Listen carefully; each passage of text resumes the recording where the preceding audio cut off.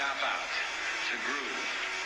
The psychedelic jackets on the record albums have their own hidden symbols and messages. A special request. We don't want you to smoke genetically modified ganja. We want you to smoke the real thing. We want you to smoke the natural herb. Some call it marijuana, some call it sensibilia, some call it lamb's bread, and some people call it ganja.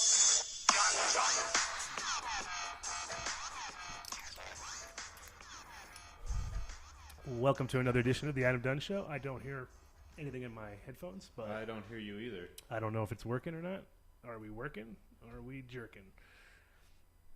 Hello, hello, hello. I don't even get to see nothing on my screen, dude. Oh, there I am. Surrounded by art. Hello, hello, hello. Have we got a show? Have we got a show? I don't see it all. I see people thinking that we're on. That's good. This one's on. Yo, yo, yo. Yo, yo, yo. That's on. So this mic is not good. Bad mic. Bad mic. Bad Mike as compared to Good Mike, who we're going to have on the show in a little while. Mike from Exotic, I should say.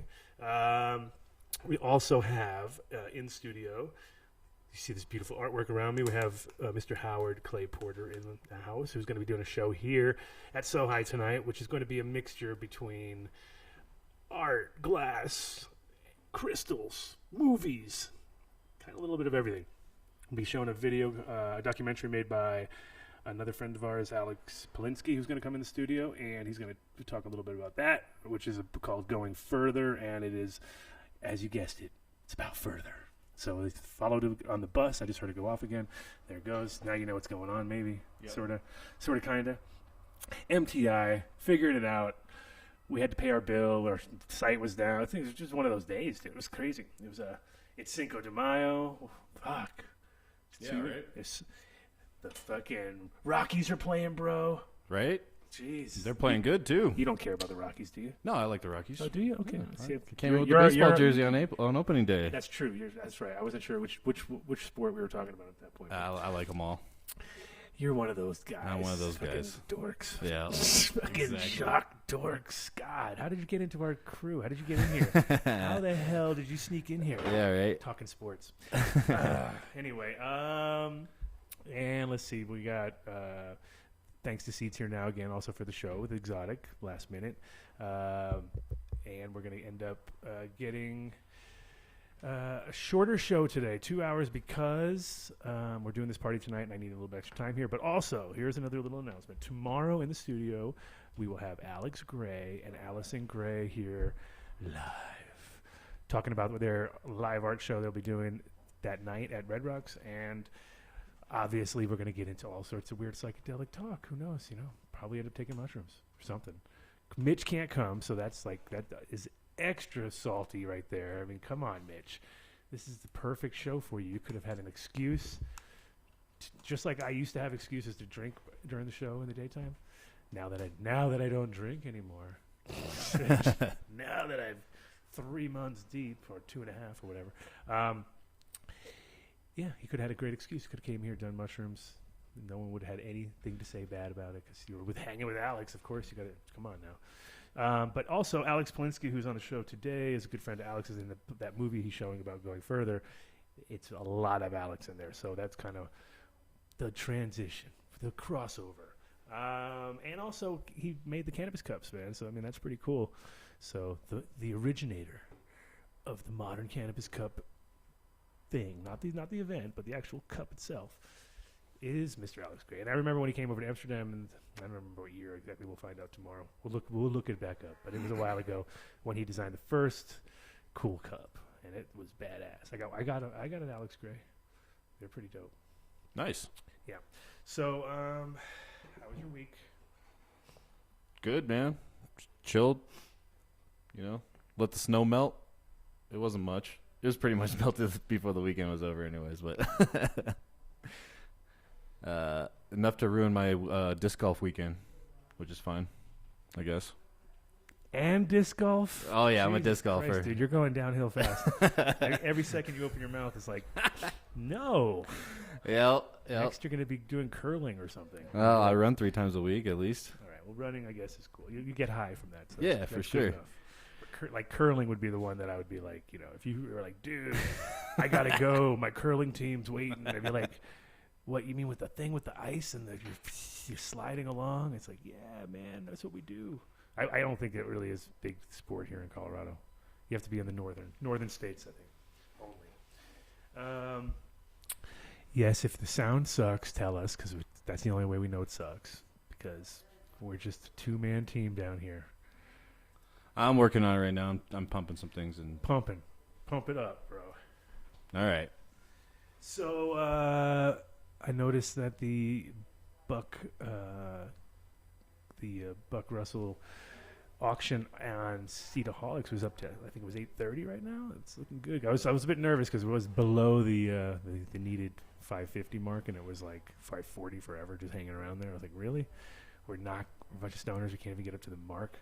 But apparently we could, and not only did we get up to the mark, we got up to 8:30, which is Nice. pretty awesome. And it's going to be also there's a combo of that one, the other auctions going on. So I'm glad to have helped in any way we can. Give back a little bit there. And what up, chat gang? How's it going out there? I'm pretty sure we got a pretty usual crew here. Oh no, so Spring Hill I'm sure is there. Oh yeah. I'm sure Tony's on.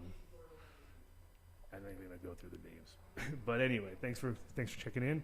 And if you're in Denver, or if you're in, I should say, yeah, if you're in Denver, or if you're in, almost anywhere in Colorado except for the Western Slope, but come down tonight. It is going to be Cinco de Mayo, of course, so town is it's first Friday, crossed over with Cinco de Mayo. It's pretty much off the chain for Denver, I can already tell you. That's like, you can tell. And it was shitty weather for the last fucking 10 days or something like that up until recently. So now, first nice days.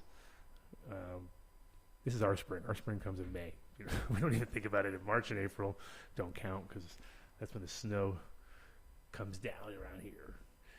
Finally putting plants outside. This is like, it's happening, dude. It's really happening. Yep. It's like everything was been held back so much that we can just light Deb right out of the gate. I think just like ready to go. Boom. Because the things are just monsters. And that whole knee-high by July story just got completely blown out of the water as far as like, well, can't hold it back because we were kind of a little over-anticipating. But yeah, literally plants went out yesterday, so that's good. And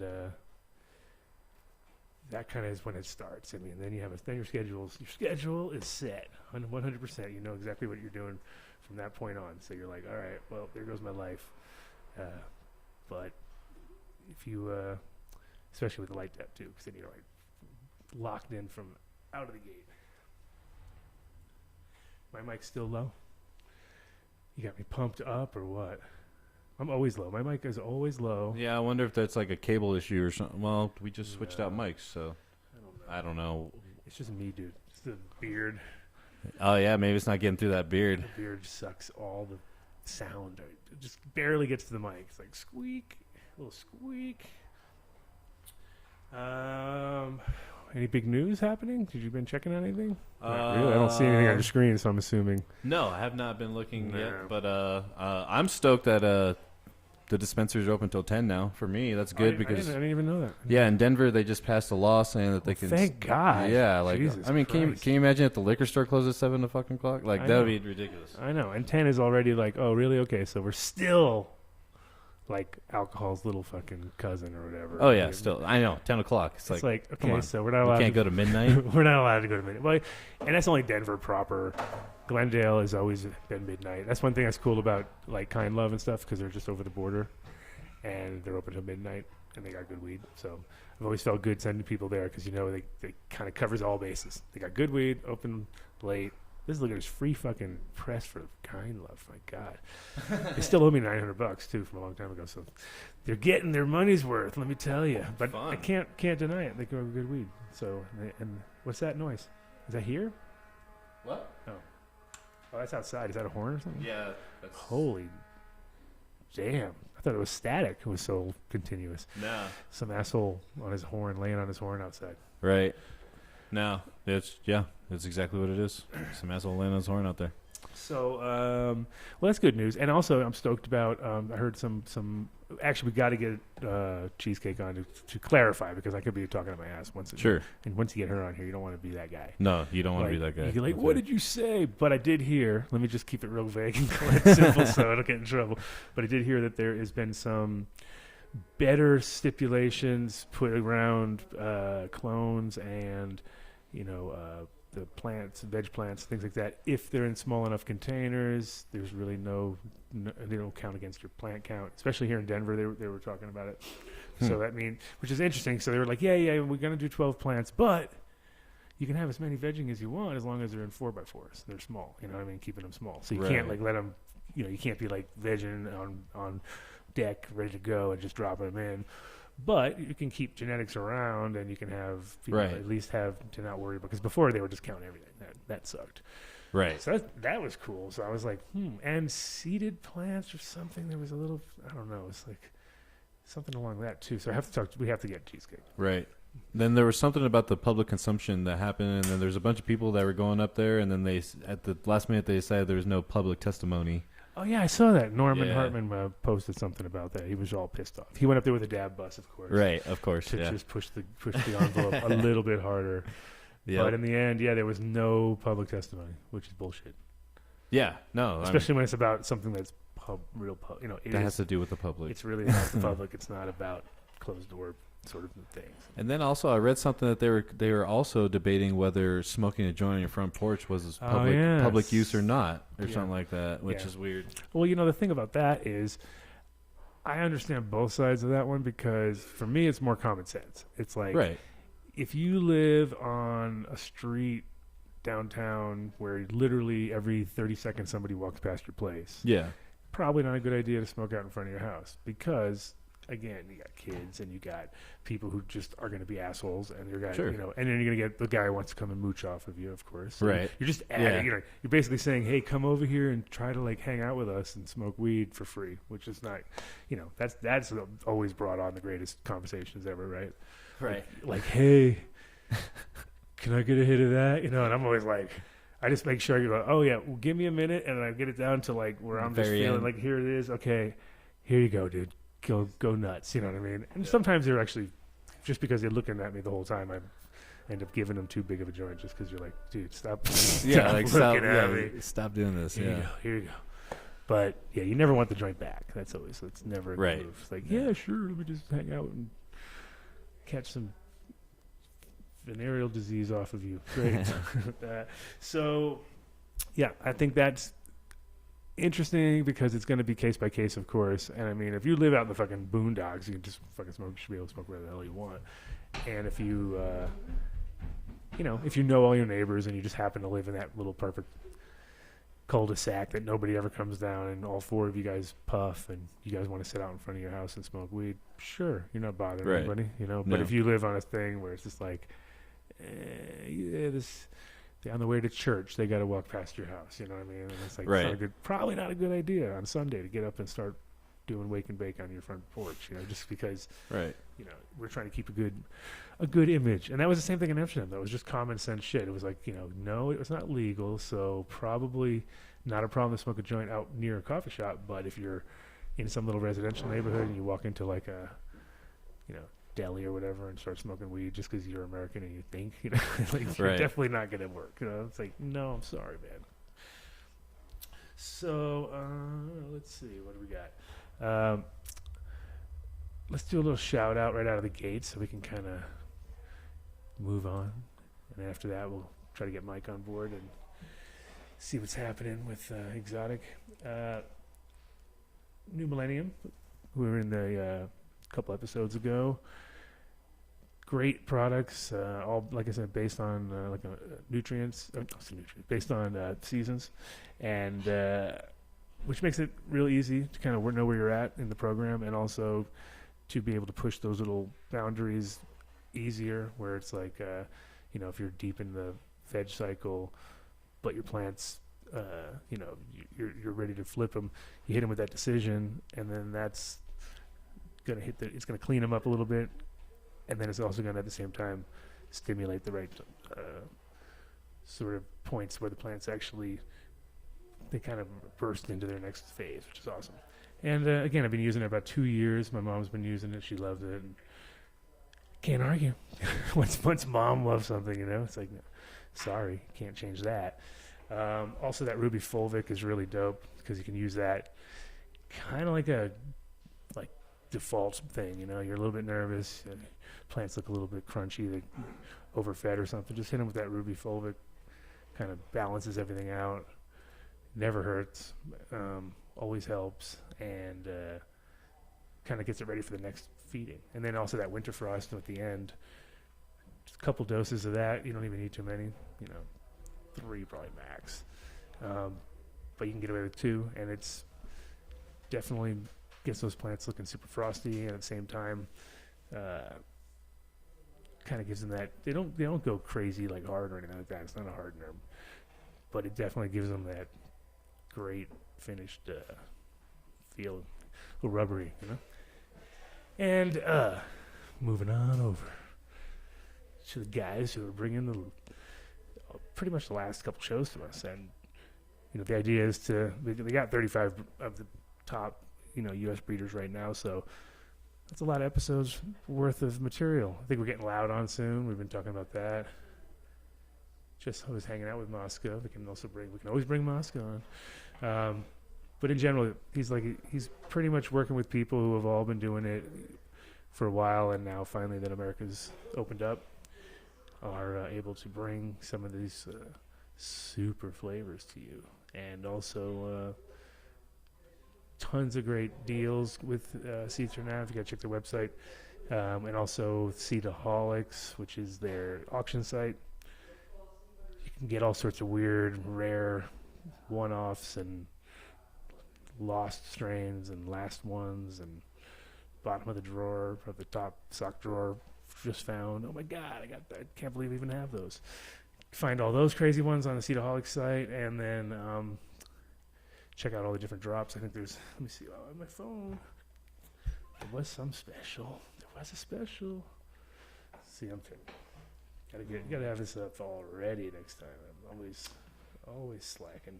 Let's see. I got some sales right here on the website. Do you read off? Yeah, sure. Let's see if they're the same ones. It says sales 15% off your entire order when you use coupon code Sessions Sucks. Oh no, Dunn's deal. Or Dunn deal. Oh. Done deal. What's this here? My screen is cracked and smashed and my eye sucks. There you go. Okay, so we have 2 deals going on. 50% if you use check or money order Dunn Deal 15. There it is. DUNNDEAL 15, all one word. And 10% off the entire site. Orders over 300 get free gifts, and over 600 get more gifts. More. Just more. We get more. You definitely want to get gifts from these guys, too.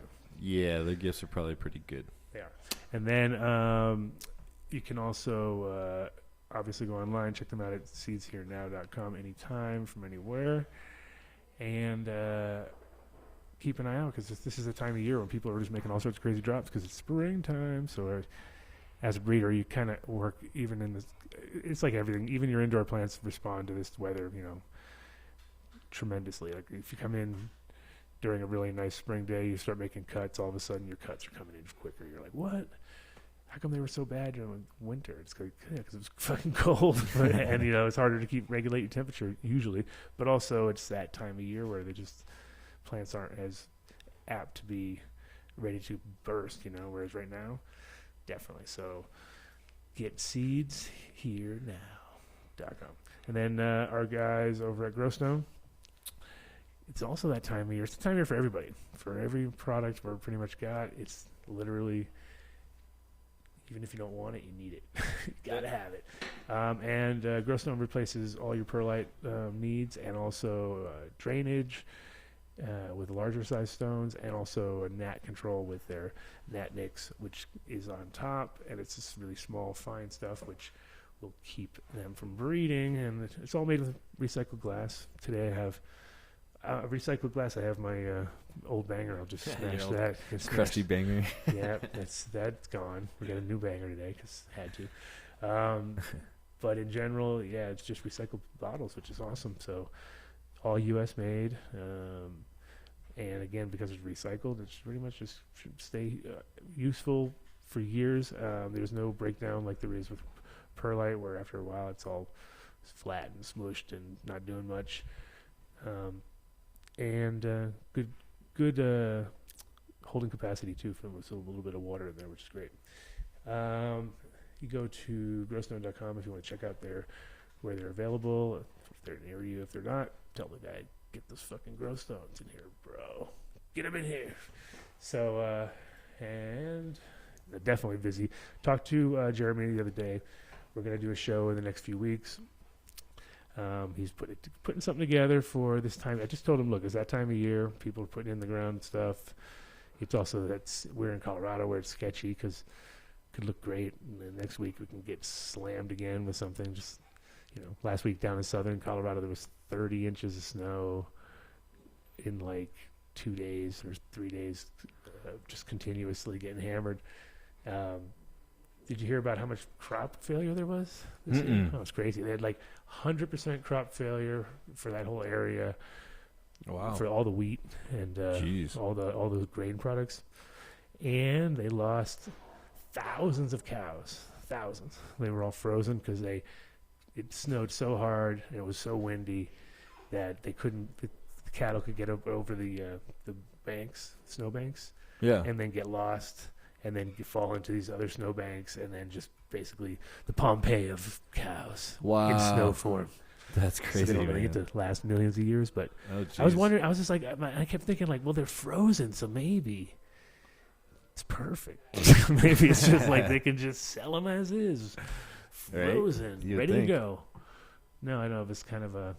It was real sad though, because what they were saying was a lot of them were babies this time of year too. So that's sad. You know what I mean? Yeah, that is sad. So if you got like literally, they were saying this is the biggest loss since 2008. Oh, geez. So they were man. there was one storm back then that was real big too. Same area, same thing, but it was very widespread then, and this one was more like a couple of areas just got bombarded. Wow. But yeah, so you never know in this damn state. You can get fucking just 30 inches of snow overnight when you thought it was spring, you know what I mean? So, but if you go to Build a Soil, what's cool, he's up in over in Montrose, but he knows the microclimates here in Colorado. He knows what's going on. He knows the products that you need, and he's got all the hard-to-get amendments and things other people don't even know they need. You get all your bokashi products and all your fermented different products like that, bokashi, grokashi, but you can also get artesian soils from him, small batches made, large batches made. If you know what you want, he probably can get it, and he can also get you stuff you didn't even know you need.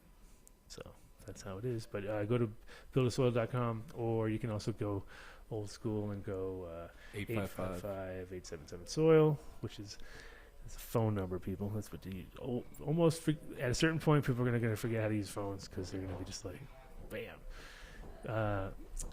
And you can talk to Jeremy or his staff, which are all super easy and convenient guys to work with because they know what's up, and customer service is a huge thing to them, and that's what's great about those guys.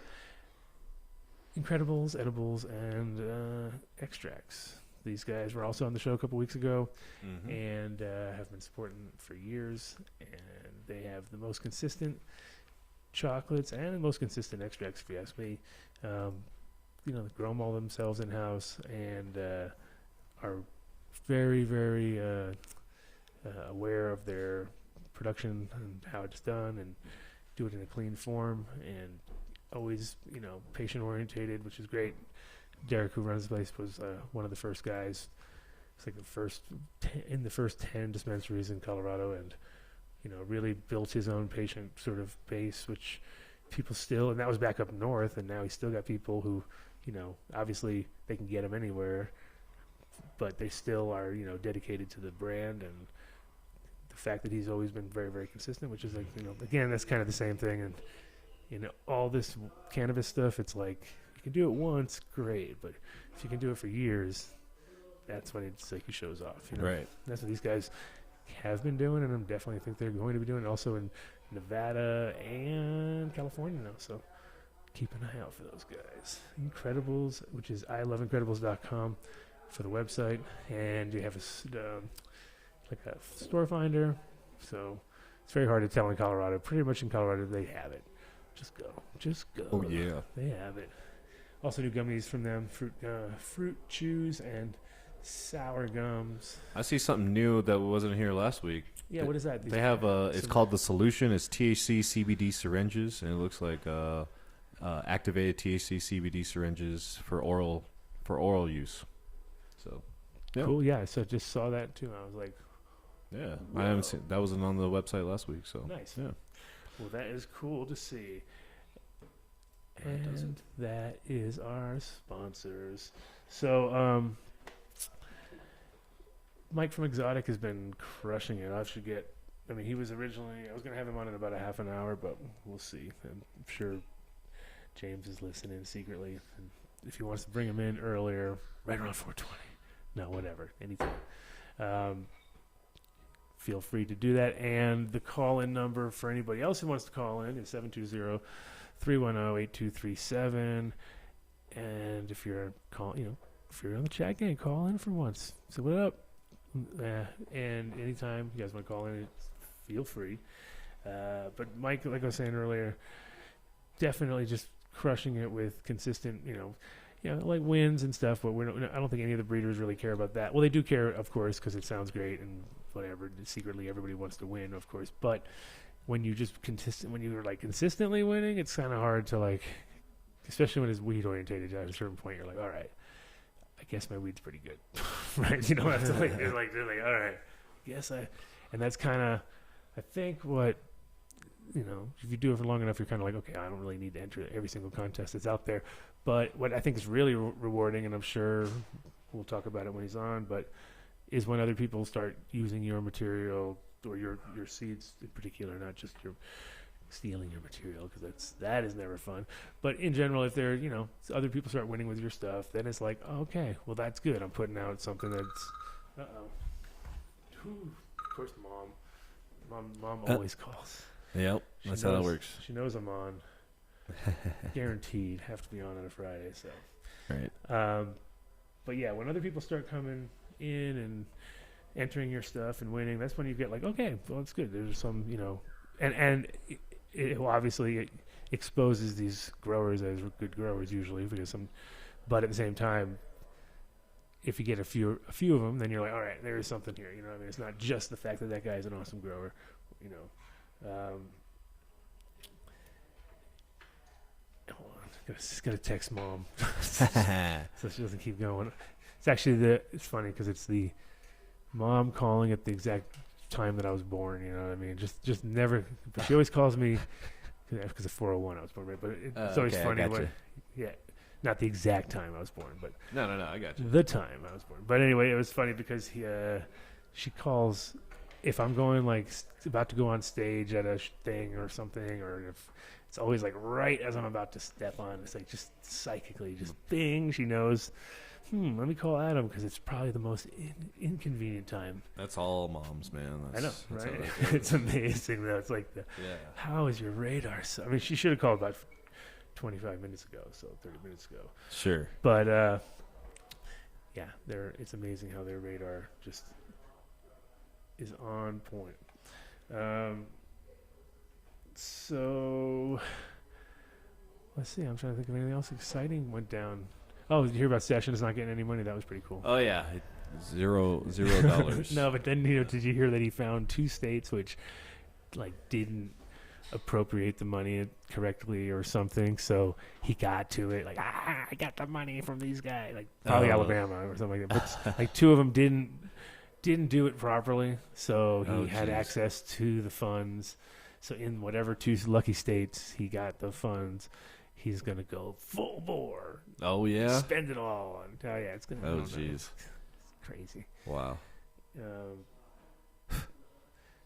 So just the ass backwardness with the opioid epidemic, information that he's trying to throw out there is just ridiculous. Yeah, always good idea to go back to like 1930 39 propaganda. Yeah. Like stuff that's been debunked 1,000 times and is laughable by anybody's standards of these days. You know what I mean? And like, there's so much factual based scientific data that's, you know, and he could come up with some better ones if he really wanted to.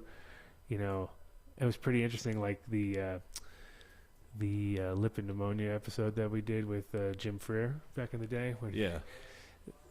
it's now like there's literally people starting to, you know, people who just dab way too much and stuff are just starting to figure out, like, I know Jason King had posted about a friend of his who, it's like they shocked the system, I guess, you know, they smoke just way too much and just like turn yourself into, it's almost like, you know, when people do it with, get allergies towards stuff, and like it's just because they did it in such a excess at a certain point that their body was like, oh yeah, you know what, forget about it. And so with cannabis, you know, you kind of expect it to happen more and more. That could be more and more often where you're like, oh, you're allergic. That'd be like a nightmare, dude. That would be I know people who get allergic, like skin reactions around weed, especially during the last couple weeks, and didn't have it when they started growing weed, but now they do. Wow, really? Yeah, because they're just around it so much. Yeah. And, you know, like the classic example was around the 5th or 6th week, reaching over a table is like the first time I noticed it, where he got like hives on his arm, you know? And it was like, I was like, dude, what's going on with your arm? And he's like, oh, shit, you know? And he's like, yeah, I can't be around them when they're just like at a certain point. It's like they're not around the 3rd week, no problem. 4th week, no problem. They're all soft. But when they just start to harden up a little bit, Yeah. but they're not, he never even goes into rooms when they're late, because he'd be like instantly get all puffy eyed and Wow, really? hivey and stuff. And it was just like, Huh. well, that sucks. Yeah. But not really, because he never has to manicure. He's just like, nope, Yeah, there you go. never. I have dude, it's medical reason that I cannot trim. Right. But Yeah, it was there like, you go. but it was sad because it was like I liked weed a lot. So Sure. No, Yeah, that would obviously. just devastate me if that happened to me. Like, I don't know what I would do. yeah, it was a condition that I think any grower would be just super bummed, Yeah, for sure. because it's definitely like the certain strains are just way more aggressive like that than others too. So you can already like imagine where you would maybe start growing, if you were gonna like brave the grow room with your condition, you'd have to grow certain strains just because, you know. And then unless it happens to be the super fire and you're just like, that's the only thing I can grow because it can go in the, you know, like hypoallergenic strains. But it seems like the ones that would probably make you react the most are probably the best ones. You know what I mean? I would assume, you know what I mean? That would Exactly. that would be the real curse. So you can grow swag. You can grow swag. Yeah, I'm stuck. Yeah, that sounds terrible. It's like a Twilight Zone episode or something. yeah, it doesn't sound like fun at all. Yeah, creepy. It's creepy even.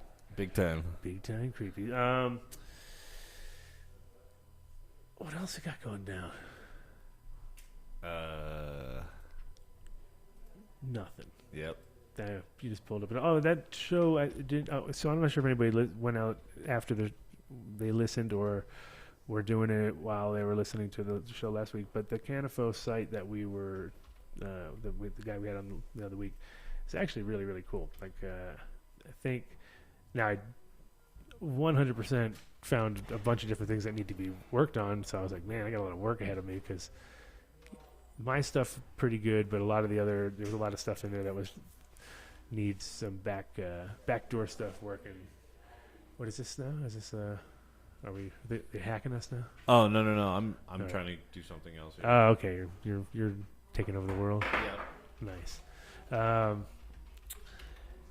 But no, the Canifo.com site is really cool because it has. I mean, for me, it's interesting from the other side because I get, I'm looking at it, seeing how they linked a lot of things that I I wouldn't say I forgot about, but I definitely thought, oh wow, didn't even know that thing existed anymore. You know, like the weird interviews and stuff. But it's kind of cool because it seems like if you use it like that, like if you want to just like if somebody says something, instead of going to Instagram, which is what everybody does, oh yeah, let me check out your Instagram or whatever, you hit this thing and it does kind of everything, you know what I mean? So Yeah, for sure. I'm cruising it right now. yeah, I mean it's very and the thing is it's a very clean, simple site, so it's got layers, you know what I mean? You have to kind of get into the layers. Yeah, for sure. We were only kind of looking at the strain. Exactly, index because last now because they put it front and center, of course. So that's how fast you already gotten. You only have 8,000 strains to look at first. You know what I mean? Then you're going to go to the other thing. But it is obviously if you're going into a place that you don't know and you want to look up, just like you would with Weed Maps or with any of these other guys, definitely check out Canifo because they're on point, it seems like, and it's not like they don't have you covered. It looks like when you click on it, it's like there's a few spots, and I think with all these things, it's like it's all based on information that it's fed. So if we feed it the right information, so all the listeners who actually might even know some of the backstories on some of the strains, if you find something that's totally obscenely wrong, instead of just being like, oh, that's lame, let's help them fix some of these things, because then it'll be smoother, you know what I mean? Because if you tell the same wrong story over and over and over again, it's not ain't really helping anybody. Right. So check out canifo.com. And like I said, if you see any glaring mistakes, then you feel like you got... And his whole deal is it just depends on, obviously he's not going to listen to every single person that says I was about to say, wrong. yeah. So it has to be some reality there. So the idea is... Yeah, so they'll kind of like, since all they do is information and weed, they'll probably know who you are already if you're really part of that actual strain's development, Anyway. You're checking on there. You seen anything good? Nothing glaring? Nothing crazy? Yeah, nothing crazy. Yeah. It's it looks like everything we talked about.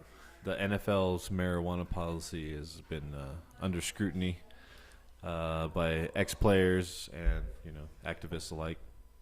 Really?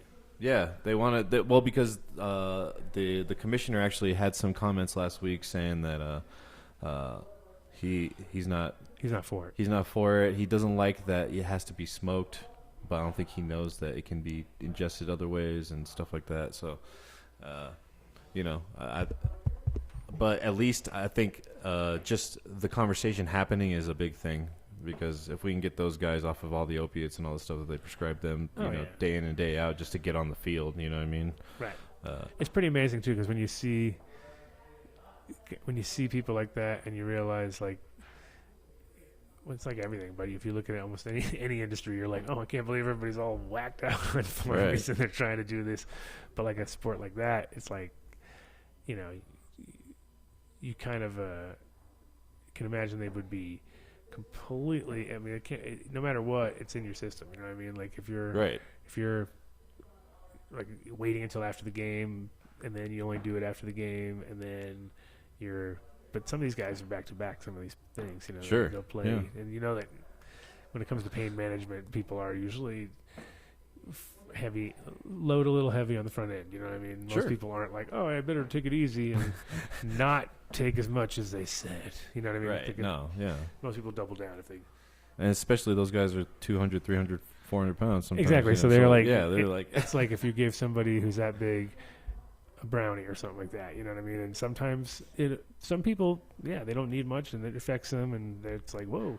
But sometimes when it really comes down to just straight up body weight and to, ratio, and they have a decent enough tolerance, then you could just feed them as much as you want and it barely would do a thing. And when it finally did, it would be so much in the system. It would take a year, because it already takes a month to get out anyway.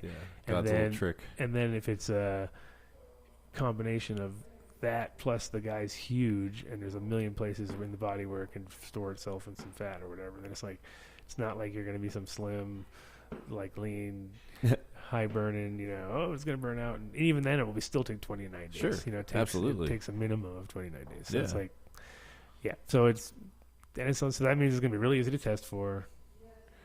So if they are assholes about it, it'll be lame because then they'll have to take pharmaceuticals. Yeah. Basically, how it is now, people know when you can smoke and when you can't, and how long it takes to clean out before, because all the drug tests are actually issued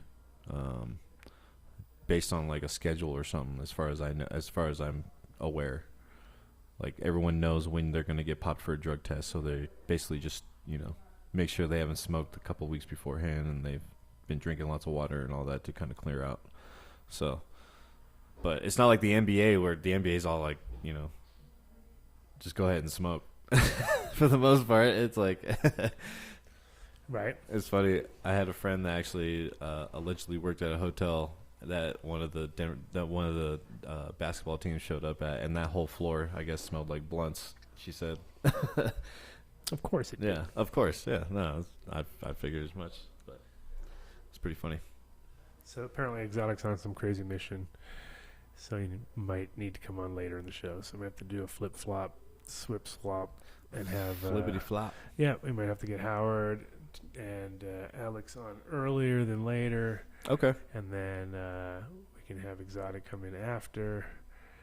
And so this conversation will probably turn into psychedelics like really fast, and it'll be like weed, kind of cool, painting, psychedelic.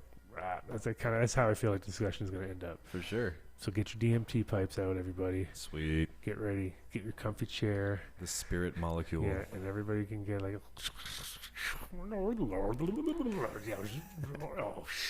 that's it. Done. Yeah. Yep. Well, no, I'll try to keep it weedish. Weedy. And if James wants to call in at any moment, he can call in, and we can shoot the shit with him, see what the hell's going down with Seeds Here Now and this Seedaholic site if he's feeling like it. It doesn't have to right now. I'm gonna grab something to drink because since I didn't have my. Oh, sure. It just some of the. There's not much in there. Where's all the water gone to? That's what I was wondering. I was looking for the water myself. Water has gone. It's actually outside and ready for the party thing. Yeah, grab some waters because all they have in there is sodas. Yes, this whole not drinking thing is weird. Now I don't know what to do. I don't know what to do. Just drink water. It's actually it's pretty simple. We're coming up to 4:20. It's 4:16 at the moment. And we're gonna have Exotic on first. I think I'm gonna have Howard and Alex come down in a minute. That's sort of secret cue. You heard that? So, yeah, you can tell those guys that I can have them earlier than later, so that the way we can come down and hang out with me for 4:20, do a few dabs and talk some shit, and then get back to work for tonight's show. Howard is the artist who made these pieces out behind me. We'll talk a little bit about that, where he gets his inspiration, obviously. That's what Mitch would say. Where'd you get your inspiration from? Find out what kind of weed he's smoking. He's from Louisiana, so that just knocks it down like to smoke whatever's available type thing. Thanks, sir. That's very nice. Yes. So mic-wise, we only have these two mics. We might have to switch out your mic for the swaggy one here. And does this one work, or you just have it off? Yeah, I just have it muted. That's all. Is this one working or not? Yeah, It is, okay. They're all working. It was just in the wrong input. So you guys are on the outsides, insides, whatever sides. What's that? Yeah. You want to eat it? You just sit over here, relax. You're gonna sit down with me for a little while. Yeah, sit here though. Otherwise, we gotta look at the back of your head. there you go. At least get the side shot. At least we'll get a decent side shot.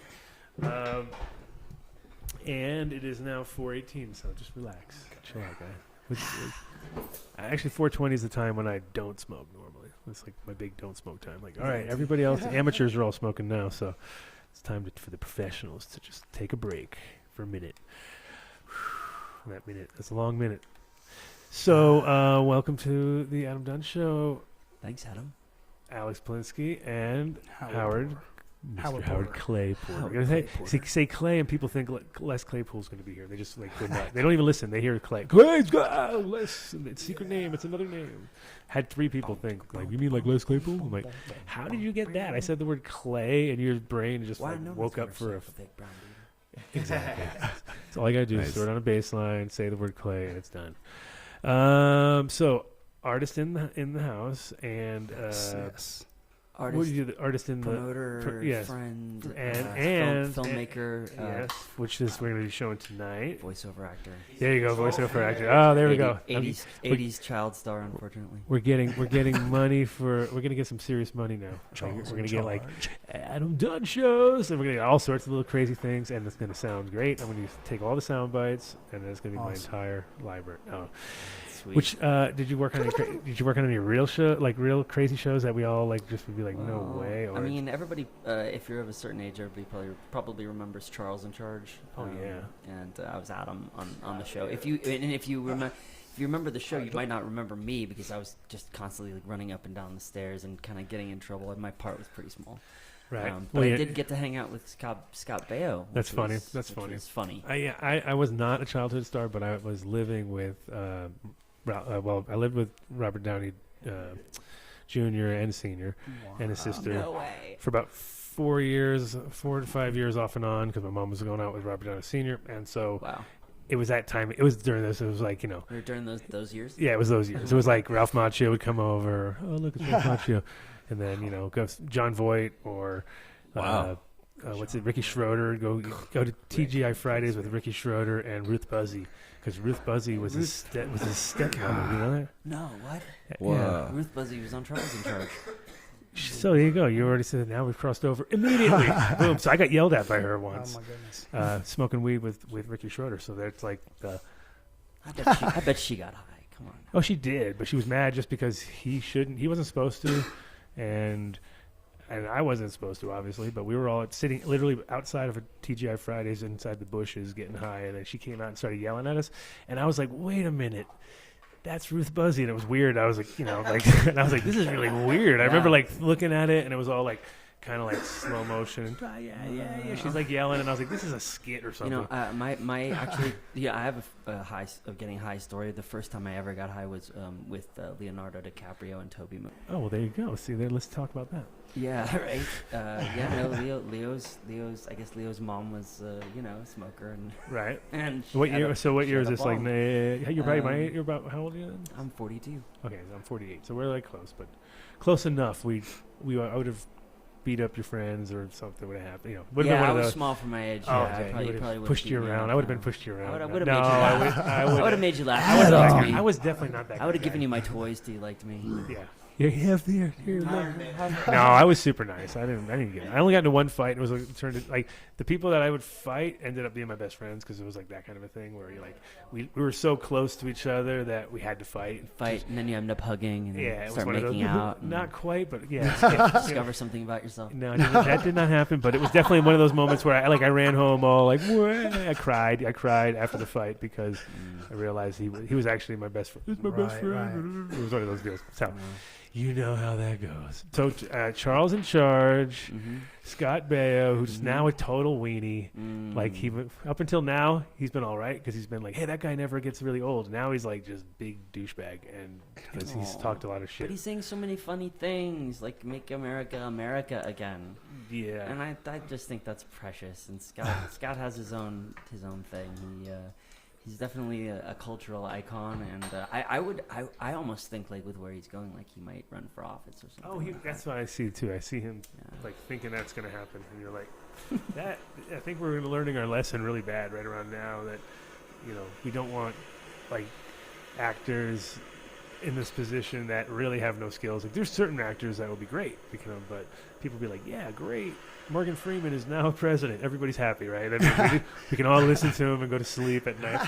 Okay, go to bed and feel comfy. You can like, I'm hanging out with Russia and it's all great. You know what I mean? Like, oh, this is good. See, this is good. He does have Not that like aptitude. Trump hanging out with Russia is bad. You know what I mean? Like, oh no, something bad's gonna happen. Morgan Freeman was hanging out. It's all good. He Right? answers to everything. Yeah. He can calm you down. He's got that tell you aptitude good night- voice, though. good night He does. story. And so in general, in general, I think.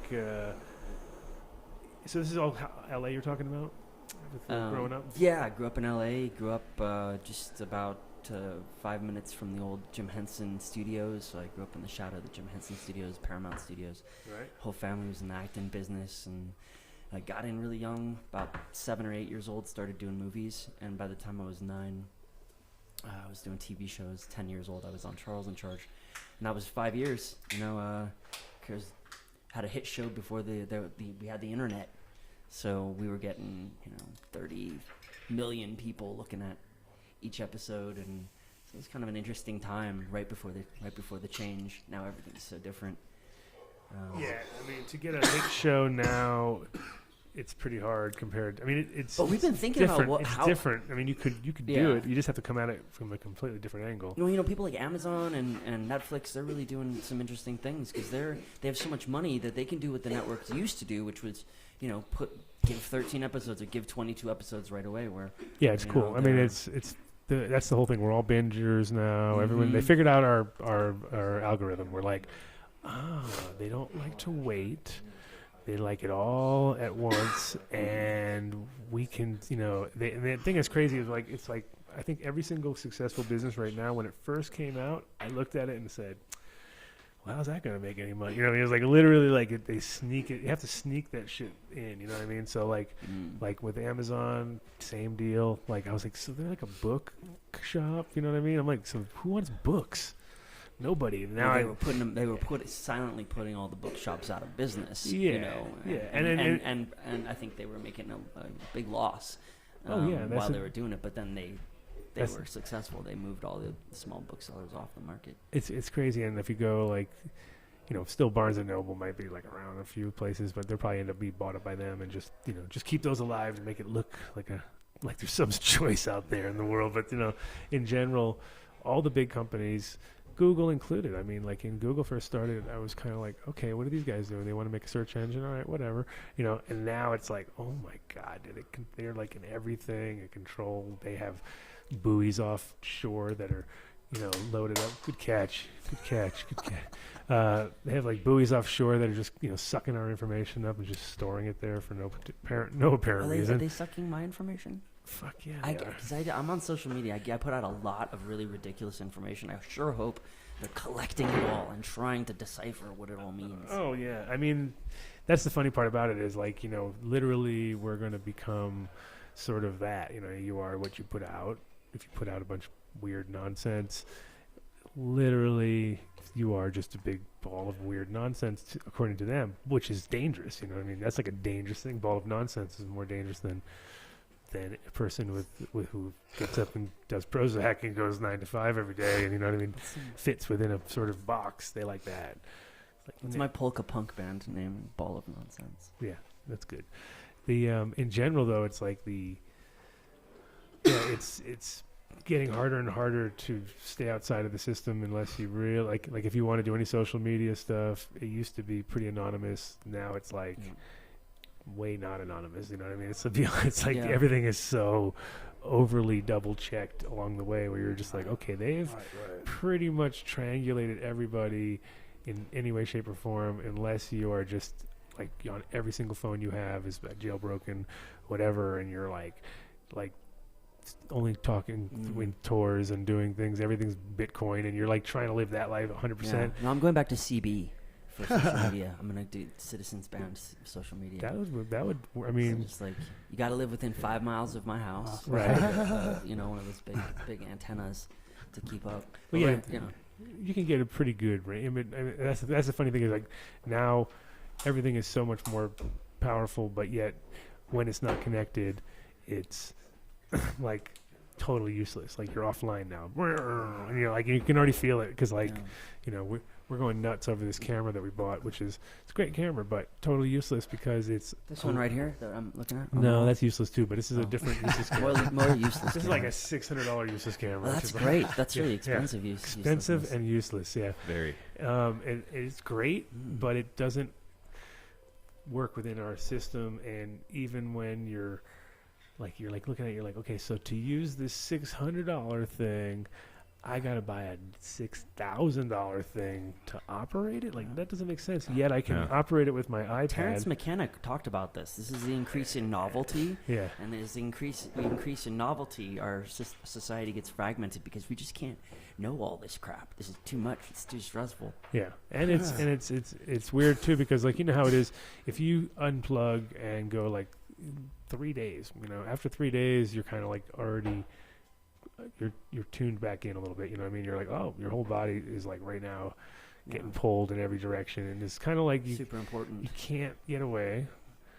It's it's really crazy. Which I heard is the new 5G is sounding really scary. Have you heard about that? The new 5G phone? Yeah, well, 5G network that they're putting out. 5G network. Why? Yeah. Well, just because it's like literally, and if there was a guy who was FCC, and he was standing up and saying, we don't have time to test this. We need to get it out now. Like, it was one of those things where you're like, okay, that I really don't trust. Tumors aside, we need to tweet. When somebody says, right, because he's saying, like, oh, our system is getting overloaded, we need a 5G, and then some people are like, well, but it seems like the frequencies on 5G are so much more intense because they're trying to cover literally the whole globe. Like they want to cover the whole globe in 5G. Must dominate with the signal. And so then the problem is, it's not about your phone. Like because before it was like, oh, don't hold your phone up to your, like get it like a fucking something or put it on a headphone or whatever, something so you can get it away from your head.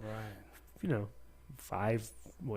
1/5 of 1/10 of 1% of the people actually do that. Like everybody, 99.82. Oh yeah. Well, I think after straight up to the ear. So nobody really follows any of the like protocol of trying to save themselves from it. But the problem with this is it's not the phone; it's the network.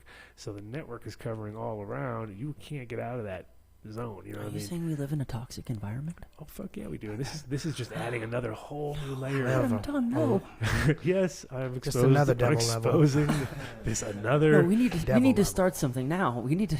Well, that's it. It's that information is so important that everyone needs to be. And there's so many bad things going on in the world, and people are so stressed out all the time. And it's like, when is the balance going to come when we go, okay, well, we've got enough connectivity. Now, what are we going to do with it for the people who actually matter? And I think so many things are going on. So much good is going on in the world, but really on social media, everyone focuses on the negative, and that's, let's think about the positive. Leonardo DiCaprio, and you were getting high. And Tobey Maguire, and you were getting high Maguire. at Leo's house when we were like 16. Yep. And how did this? And then you got in trouble? Nothing. No, okay. We didn't get in trouble. Come on. But so, it doesn't sound like a crazy episode. It doesn't sound like a crazy episode. I think it was they got me high. We were in the bathroom. We all got high on this ridiculous looking bong that looked like part of the female genitalia, I think. Oh, nice. And, classy. And then they went and played video games, and I just sat there trying to perceive if I was high, because I was kind of a nerd. Yeah. And then it's interesting because I didn't really get high later till I was 23.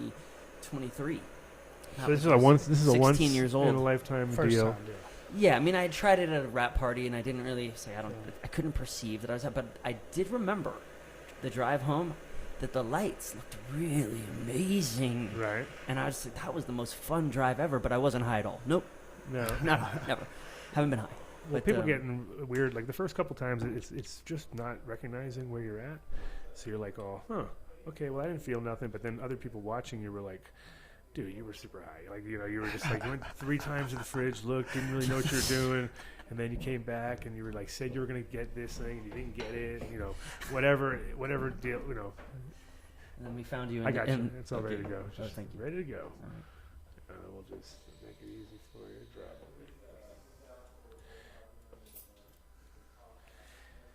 it. Oh, Lord. So, No. By 2 degrees of separation, I'm getting high. Did you with say bye-bye? Leonardo DiCaprio and Tobey Maguire right now. Fantastic. This guy did. So there you go. It's like boom, boom. Living through. That was professional strength. I don't know. I'm just a I'm just a small person. not a problem. Professional strength. So, but growing up in that whole sort of industry, I mean, you saw also that it doesn't really pay as much as people think, and it's like until you get to a certain level. It's there's Where you guys are different just- classes of actors. You can be well known and make a living. People think because you have notoriety that you're really, really rich. So I think that also leads to a lot of the douchebaggery. People treat you differently or think that you're some sort of treat you like a celebrity when it's not really how you feel. I think I felt more like a celebrity when I was a really young kid and I didn't know any better and I was on TV and I felt like I was somebody. But then later on, when that sort of fame goes away and you have to do something else, get another show. In my case, I designed toys for Warner Brothers and Disney and stuff, and then I got into voiceover acting and then finally voiceover acting and social media. And so with voiceover, I mean, is that like now you're in, because that can go on forever too. I mean, as long as you got a pretty decent range. I'm 42 right now, and I'm pretty much always going to have kind of this voice, so, as long as I can keep that going, and I don't get emphysema, and, have to get some implant in your throat. Exactly. That's awesome. And that's the cool part too, is like when you look, I mean, back in the day, there was a very limited amount of people doing a lot of voices, and like to the point where you're like, God, There's 5 guys. You did all those? 5 guys doing 150 voices. Yeah, it was crazy. And like they now it's obviously cool to bring in famous people, and and it's like every single like thing that my kids watch, and I'm like, wow, look at the lineup of people they've got pulling in. But of course, it's easier to bring them in the studio one at a time, do their Yeah, thing. now kids play kids. They're finding kid actors they're complete. They're not just hiring adults. Damn it! There goes your shtick. I know. Well, for the more adult end stuff, or the stuff that takes, You do anything with Adult Swim ever, or just because they seem like they would be. I haven't done much with them, and I've got into a loop of doing like kids stuff and action hero and like superhero stuff and supervillain stuff and game stuff. So I haven't really gotten into games, that, but I would like. I figure games would probably be one of the more lucrative things, just because they're making real money. Yeah. And it seems so weird too. Like when you meet people in the gaming industry.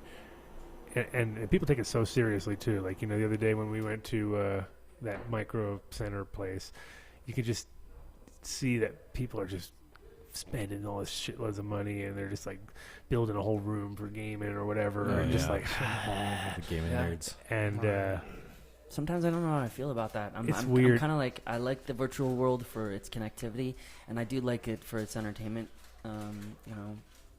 part, but. I feel like people really need to get out and be with other people. Well, yeah, and the thing is, it's crazy how quickly everything changed from actual things, like real, look at this is real, to like now people don't even necessarily, it's like they want real things, but they get so absorbed into their artificial zone where it's just like, I'm like, what? This is so weird to me because... Well, have you seen the graphics for Minecraft? No, and that's what I mean. And these kids are like upset if you go in their world and move something. Right. And it's like basic, so... It is weird. No, and that's what I mean. Like, and if you see, you'll always see these people freaking out over dad, turned off their game in the middle or whatever. And they get to save it. Like, wow. Well, that's why I like this treat social media and interactivity like a game, and that's how Howard and I met. Is because I just decided that one Thank day... you, Twitter. There you go. There was a plug segue for Twitter. Because I was already going to say, so how did you guys meet? Break it down. Let's break it down. Yeah. I was posting pen and inks on Twitter one night. late and all at of a night. sudden, Twitter got you guys together. there was a direct message. And the door opened. And I said, hey, man. Or you think maybe you messaged me? Who messaged you? No, Did it I was message you me. first? You did. Yes. And Actually, I think you may have asked me about some of my wings on my Yeah, see, I was looking for wings. Yes. I have a game philosophy that I created called Avatarism, and it's all about encouraging kids who are playing games and adults who like fantasy and games to start creating their own character, like a game character that they can play through in their real life. Right. And I wanted Howard to design some kick-ass graphics, and his stuff is just amazingly tight. Right.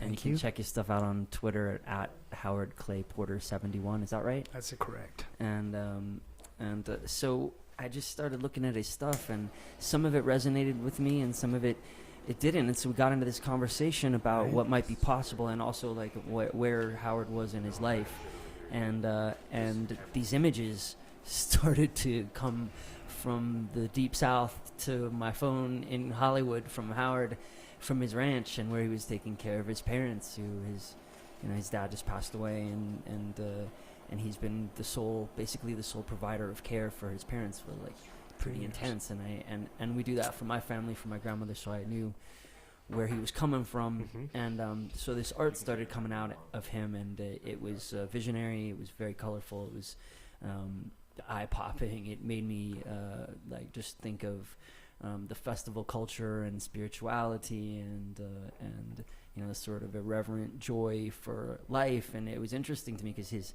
previous stuff was really kind of dark, and you were kind of going through a dark time. Yeah. But the imagery that you were creating was super vibrant and psychedelic, and just showed me where and then what I thought about Adam was like, man, if this guy is this great of a draftsman at drawing, and he's making digital imagery like this, I want to get involved in this guy's career real early, because when those two fuckers link up, the draftsmanship and this interest in this kind of imagery, that's going to be something on the order of like an Alex Gray or Amanda Sage, or like something so like, and I just wanted to be there when that happened. Right.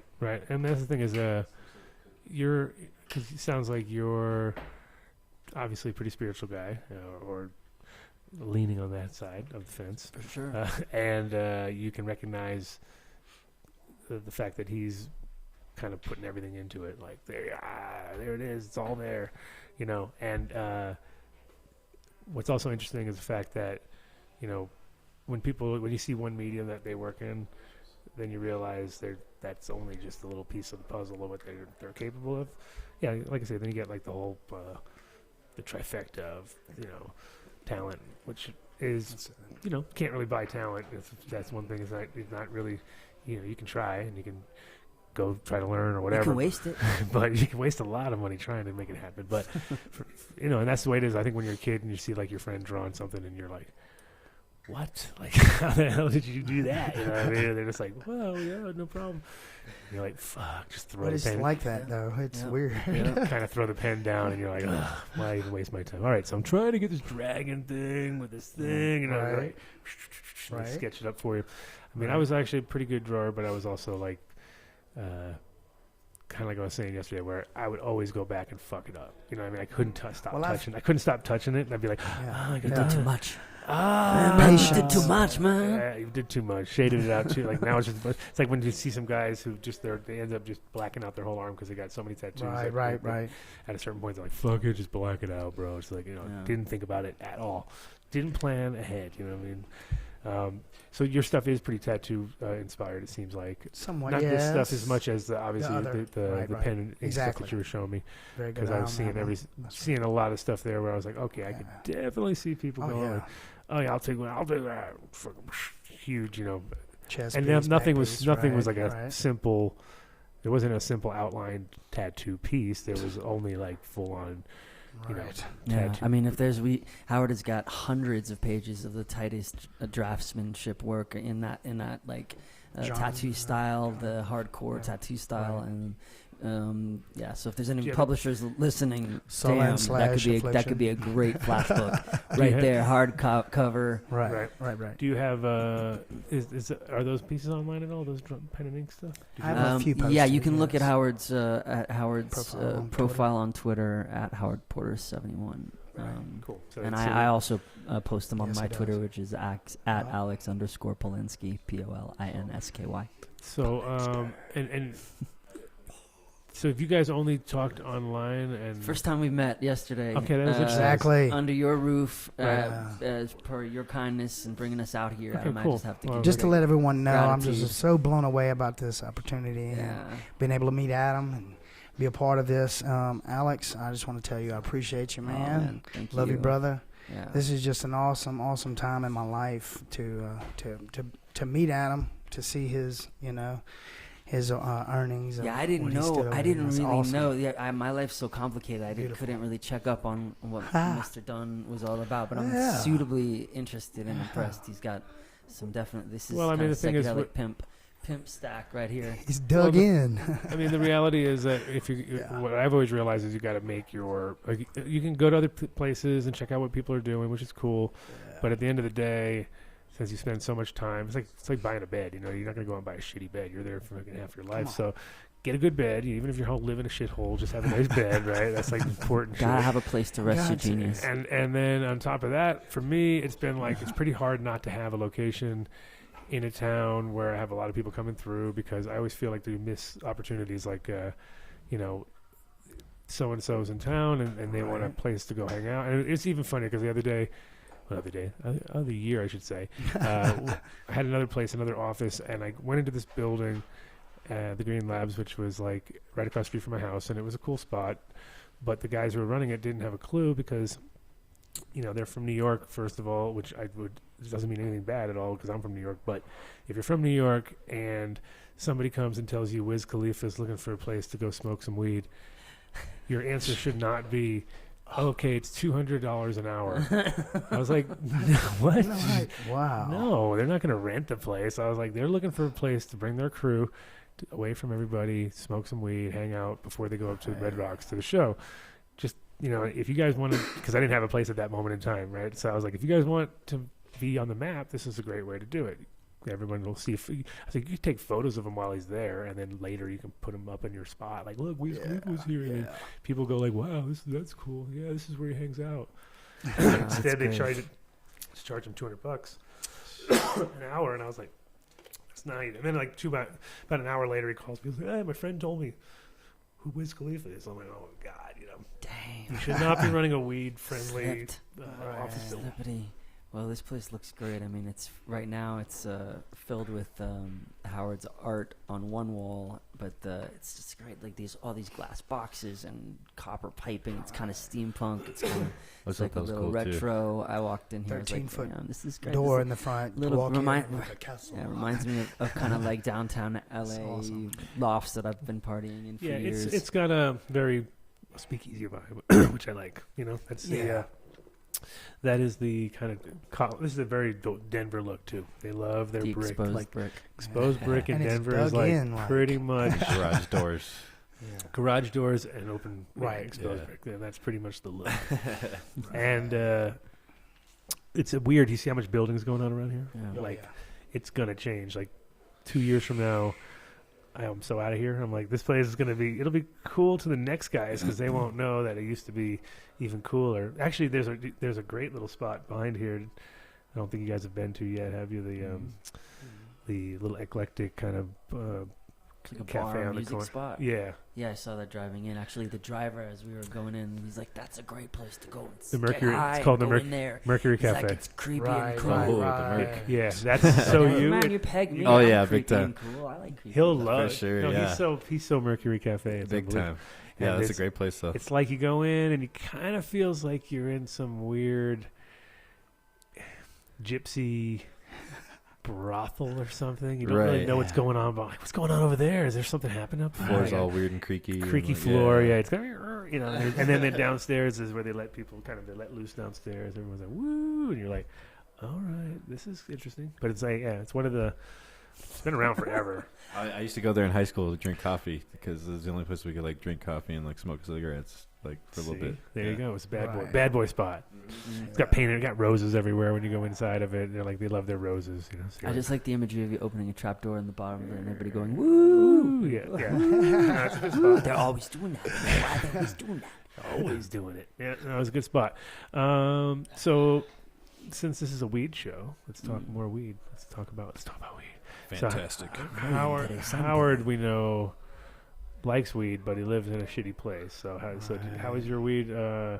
How's your weed history? Do you ever get in trouble? You ever No, have any? actually, I've never been in trouble. 'Cause you live in like the worst state to get in trouble, Right. pretty much. Well, Like when I first moved to my dad's, he had a woodshed, and I just got tired of going and paying $20 for a gram of bud. So I got some seeds, and it was some swag, and I tried it, and I grew 3 plants in about 90 days, and I think I got very lucky, and because I've seen pictures of your grow and some people that you're schooling on that are under you, and phenomenal work. I believe there's so much more science than people understand to grow. it's all good. Just getting a good crew of people who understand plants and Right. It's so funny too because when you talk with people who actually are doing it, it's way different than if you talk to people who are like writing about it or they're talking about it, but they don't actually do it. Because when you do it, it's like it becomes so like, oh, that makes absorbing and awesome. well, it makes so much sense. You're like, oh yeah, well that would make sense because that's obvious. You know what I mean? Compared to like, okay, well that's what the bottle said. You know what I mean? Because that's what a lot of people are like. Yeah, you put in 1 ml per gallon and then it works, right? And like that's not. It's better to actually have a clue of how it works, first of all, and what you're actually trying to do. Exactly. Because you might have some easier solutions or sometimes it's just as simple as like temperature and stuff. Like if you talk to somebody who's doing it and they're like, warming their water up one day because they want to make sure that the roots don't get shocked because it's so cold.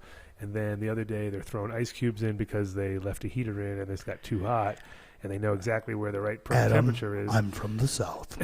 So you would never want to put you would only want cooler water. Your plants would want that. Exactly. But then at the end of the day, you're like, well, that makes sense because obviously the plants want to be comfortable.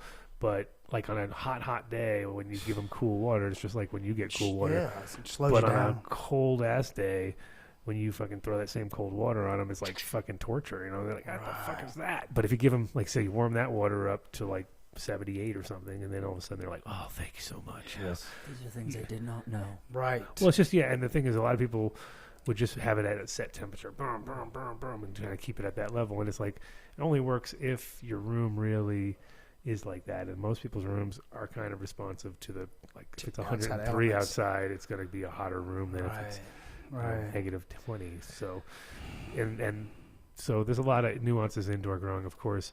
Outdoor growing, it's really based on where you're at. Like if you live in a cool spot where it's got nutrient-rich soil and you throw a seed there and it happens and grows out really good, that's because you live in a nutrient-rich soil. Right. And if you live in a shitty, dry, kind of crappy soil and you grow a plant and it comes out all scraggly and stupid, it's because you live in this fucking crap. It's like it's really based on where you are. Right. So unless you're preparing your soil and building your hole and doing all your things, which, some people do, obviously, and then you can be in a lot of the crappier environments and pull off some great crops, but it's a lot more work. Other places are just like, what? Cali's always been a lucky place. Oh yeah. Well, I can honestly say this: when I saw the flower actually starting to form, because I put it on 12/12, I was so overwhelmed that I was actually having an opportunity to see something flower beautifully. It was like. What's fun to watch?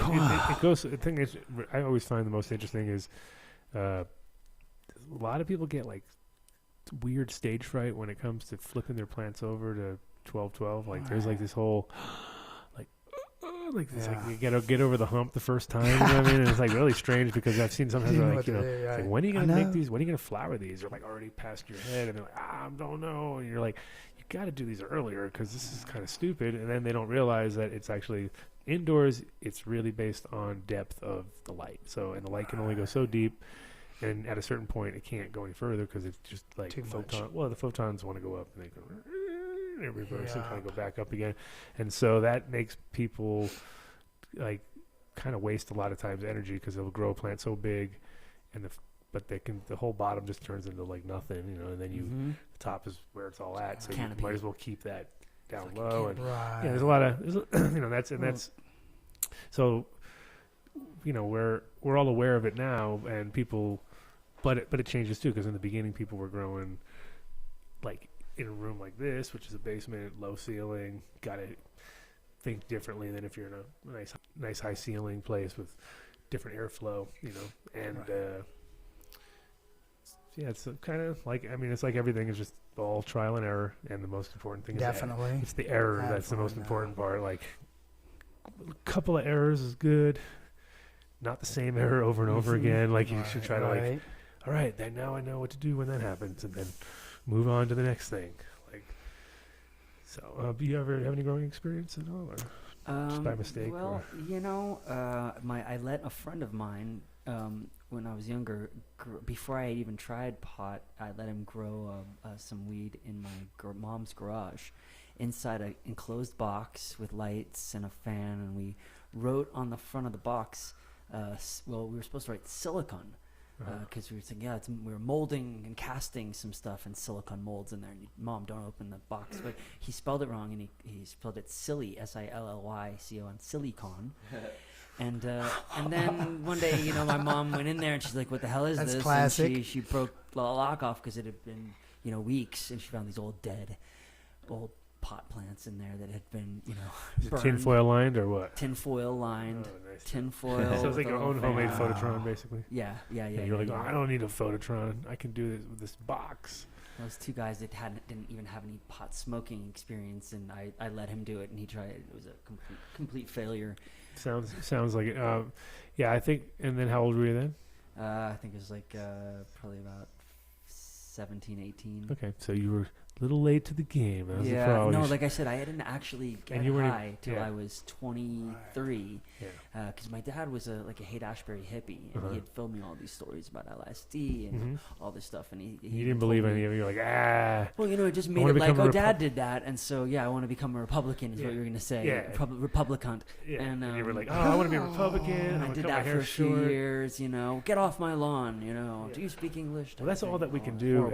That's the thing is, like, you don't want to be super cool because your kid might resist and become super lame. You know what I mean? You have to be that's what happened. half cool, half lame at certain points. I kind of went and over the lame the part edge. and then I found electronic music, and I found festival culture. And what was the first sort of festival that you went to and that you sucked you in? Well, the first one that I went to, I didn't do any drugs. It was called the 808 State, and I didn't even smoke pot. I just looked around and was like, what is this? What the heck? Why do people even like this music? And I said, well, it's the drugs. It's the drugs. I was like, well, I'm not going to do any of that. But the first festival that really changed my whole life was the Rainbow Gathering. Mm-hmm. And which one? Where? At the actual at the middle. It was in Cranberry Glades, North Carolina. Yeah. And and it was incredible, eye-opening experience. 5 or 8,000 people coexisting peacefully. I mean, there was. Was it one of those? Because that's the thing is, they were a lot of times in places that were like. I mean, when you say North Carolina, you're like, ooh, I could see the locals coming around. What the hell's going on? The locals had a huge sign with a rainbow on it that said "Welcome Rainbows," because we went out and everyone bought everything in the whole town. Any furniture, any supplies, any food, any food that was nailed down, we bought. So they loved it. But I think the federal government does have a task force that follows that particular festival around and kind of sends riot cops in there to sort of monitor them, make sure they're not doing anything too crazy. But really, they're just making mud huts and eating really hard bread and smoking weed and singing. Right. And basically, it's a lot of singing and drumming. And I found I kind of found myself in a way after being a child actor, and I went to that festival, and I realized, I was walking down the trail, and this kid comes up to me and says, "Hey, brother, give me your bag. You're carrying too much." And I looked at my girlfriend and I said, "What does this guy want? What does he wants? He wants weed. He wants some money." And she goes, "Honey, there's nothing else to do here but help one another." That's the whole thing. Just get used to that. And so from then on, I kind of adjusted my view of the world a little bit to there are people willing to help. What if I did that? What if I helped? What if I just did stuff for people? What would happen to me? And that was a profound thing that happened to me through festival culture. Yeah, that's crazy. I mean, I think it's pretty easy to for people from the outside to look at it and go like, yeah, they want to get high and blah, blah, blah. But it is also like, because the same thing happened in Europe too but over there, of course, they took it very commercially orientated. Like all those big festivals became super commercial, and I think that's what happened to it's happened kind of out of the gate here. You know, that Fire Festival is a good example of like which direction it's going into. That captivated my attention for a few days. I was just like, oh my gosh. You're like that guy, you know, and you're like, Ja Rule will never live that down. Like that's all he's going to be known for after everything he's ever done. And exhale from that. That's gonna be really like a blowback for years. But I think that kind of festival that they were trying to do, that's a pretty douchey thing that they were. I mean, I saw the video how they were promoting it, and it was just all like looked like stock footage of girls in bikinis, and like really the secret behind a successful festival is not girls in bikinis. It's interaction between human beings and the changing of consciousness and culture, and marijuana has always been a part of that since time immemorial. It's just it's an agent of change and transformation. Even if we didn't have any other substances, if we just had that one, you know, we would still be in pretty good shape as far as visionary experiences and pain management and aphrodisiacs and all kinds of things. So have you obviously been to a couple burns? It sounds like. Yeah, I'm a 5-time burner. 5-time burner. See, that's where it's funny. I came back, and I probably should have went the first 3 years that I was here because now I've got my kid, and he's almost. I mean, I have to go another year before I bring him out there, just because he's almost 5 now. But and my good friend's taking his 6-year-old this year. Yeah, it's kind of like at that point I'm like, and the worst part though is that my wife hates dust. Like, so it's gonna be a really rough one. I'm like, honey, dust is gonna be bad. It's gonna be really bad. But it's funny because after a couple years of Burning Man, things start changing in your perception. Like a woman in like a industrial goggles and covered in dust starts looking really sexy to you. It's just like, yeah, of course. Just things change. Yeah, she might like it. You ever been to one? No, I haven't. We gotta get Howard. I've been to the Jambalaya Festival. Jambalaya Festival. So I'm a Louisiana man. I know. Definitely way dustier than Louisiana, that's for sure. And a lot less food. Yeah, the opposite of you gotta food. worry about alligators and jambalaya. crawfish. The opposite of jambalaya if you're in the desert. No alligators, but definitely weird naked blue dudes running around trying to hug you. I did hear that the tumbleweeds up here could tackle you. Up here in Colorado? Up here. Some of them. Oh, yeah. Well, if you get the big enough one, that's for sure. Over there, though, it's like the dust clouds are the key. I mean, that's the thing that... Dust storms. Dust storms out of nowhere. Yeah, and you're like, oh, I'm going to hide in your truck. And you go in the truck, and the dust is, like, pouring in. Were you there for the bugs last year? No, I wasn't. You heard about that, though, right? I did. They had, like, an epic amount of... they had, like, a bunch of rain where they normally wouldn't have, and so a bunch of things started growing, and then... They had all these crazy, like once every 7 years or something. Creatures crawl out of they come out of the earth. That would be like, the festival I went to. Before you. Yeah, and they could bite and stuff. So it was like, oh yeah. The hell. Can you give that to KTI? Yeah. Some cash, KTI. Paying off people. Yeah, paying people off. Cartel. That's what I do. Cartel. That's what I do during the show. I usually envelopes keep coming. Hey, where's my... Yes. Just so you have, and you can go in a little bit and figure it all out. You're in charge, bro. This is Charles in charge, but... Well, not him personally, but... Well... You're KTI in charge. KTI in charge of everything on the Adam Dunn Show. Can you sing it for me? That's a can't. Come on, sing it, dude. You gotta sing. Adam. KTI in charge. If you hear that theme, do you go nuts? Does it go weird? It's kind of like a Pavlovian thing. I start salivating. Do you? No. No, It's all great memories. There was some great memories. There was some not so great memories. Just like a life, like you're with, a cast is like a family, and there's when you're thrust together, a bunch of strangers for a long period of time, anything can happen. How many years were you on again? 5. 5? 5 years. How many years was the show on? 10, 15. What? How did that live for 15 years? Jesus That's Christ. really crazy. It's crazy because like a lot of shows, you'd be like, syndication. 10 years just goes by in a heartbeat because you'd be like, oh, dude, it's on his fucking 11th year. You're like, 11 years, and you just think like some of them are just the worst. There's like no content. You couldn't even imagine. But like, what was the worst show that you would like to watch? Okay, mine was definitely a Small Wonder. I don't even the one about the girl robot. I didn't even know that one. Okay, that was so bad you didn't know that. like What I remember that I liked was like the A-Team. I loved. I mean, A-Team made me stop what I was doing to go watch it. Like, I gotta watch Come on, the A-Team. MacGyver. Really? MacGyver was good. Yeah, A-Team and MacGyver. The A-Team MacGyver hour for me was like, fuck you all. I'm gonna watch this shit. That's right. I'm learning things. Knight Rider. I'm learning how to be a I man. was gonna say Knight Rider too, which is pretty bad. Like now, if you think about it, like now that you know what a Michael. douchebag he was, it's like, oh, You are a douchebag, Michael. such a douchebag. Michael, there's something in your back pocket. It's digging into my seat, Michael. Why are you being a teabag? Whoa, whoa, whoa, whoa. Yeah, I mean, it's weird though because if you watch '80s shows now, because there's so many like streaming and things and stuff, that you're kind of like you do get absorbed really fast back into it. You're like, oh my god, this shit's it's in my DNA. Like I have to watch it now. I have to find out. Even like the Brady Bunch. I mean, I used to watch that, and that's pretty bad.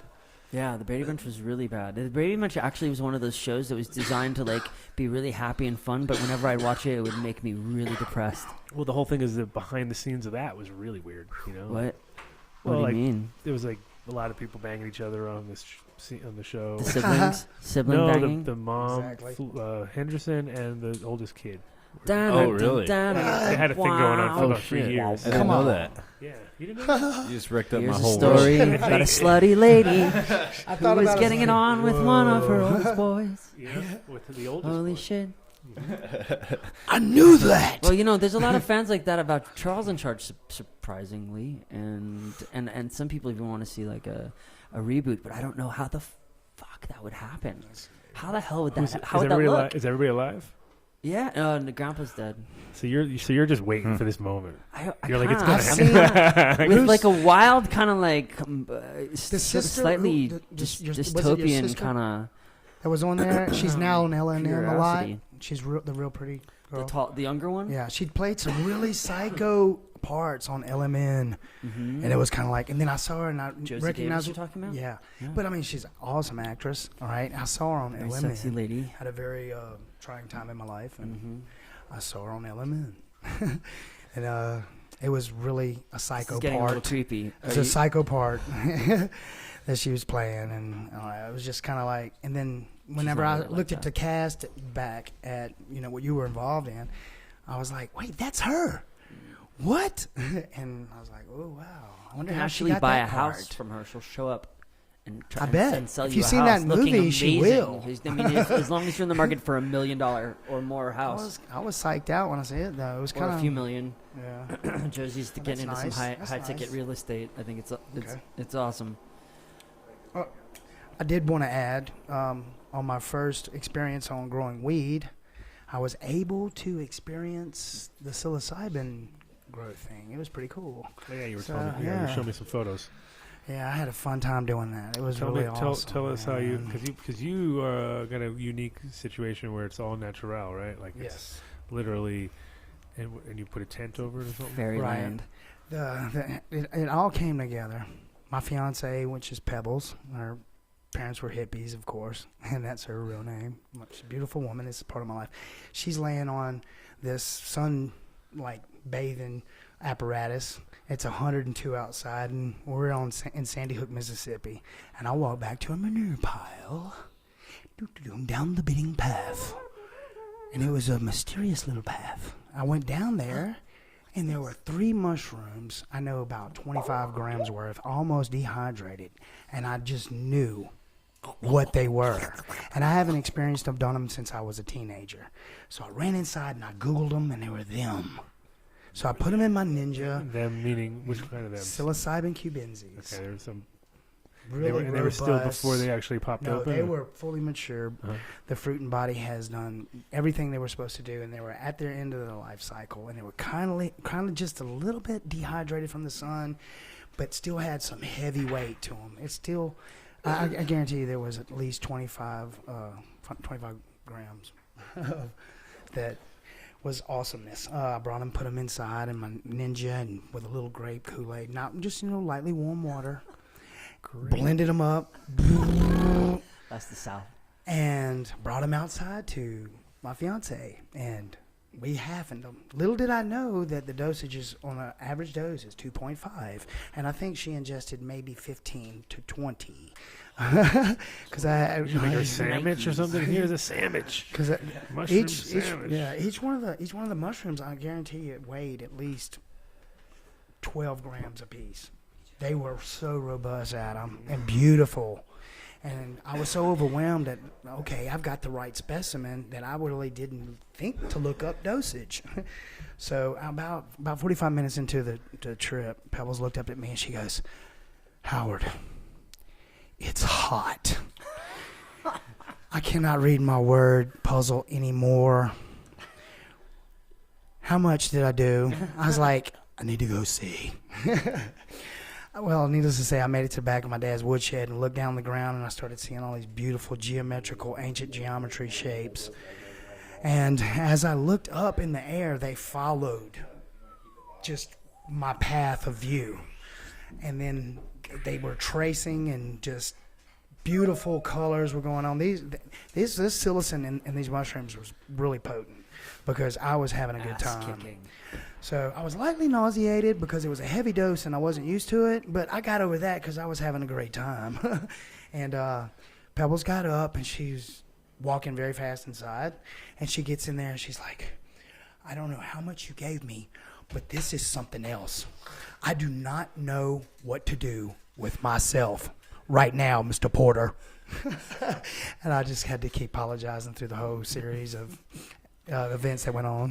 But it was a great time. I didn't know what they were really when I first took them, and I think I took way too much, and I was convinced the aliens were going to land, and I walked around to about maybe 15 or 16 strangers at a party and said, "The aliens are coming tonight. It's tonight." And I looked up in the sky, and there were like these big lights coming down, and then I started getting this really bad nauseating stomach ache, and then I spent 6 hours just sleeping in my car. And if the aliens landed or not, I don't know. Well, mushrooms definitely. It's all about that, getting over that first little hump with your belly. I mean, that's it. You got to know it's coming. The concentrated goo is really good for that because it just knocks out that whole that part of it all, which I think is great. I hear that it's because the different parts of the plant have different strengths in it, and as they digest, they can sort of this high dosage, low dosage. It kind of gets you on. It's like a roller coaster. Yeah. Well, the thing about it too is interesting is whenever you get that weird stomachy kind of flip flop thing going, and then you get 2 yawns in, about the 3rd yawn in, it's already you start to cry. A little bit of tear comes down. You're like, "Oh no, what's happening?" The spores the spores are the culvert. 2 yawns. Usually. The spores are the culvert. The If you can collect the specimen before the veil breaks, the spore content under the hood of the mushroom, the cap, it's less concentrated, and therefore you won't be as nauseated. But you can take chamomile tea with it. It's really, really good. And there's a couple of other things if you want to stay natural, or if not, Finnegan or, promethazine, sipping on some sister. But that's just one of those things.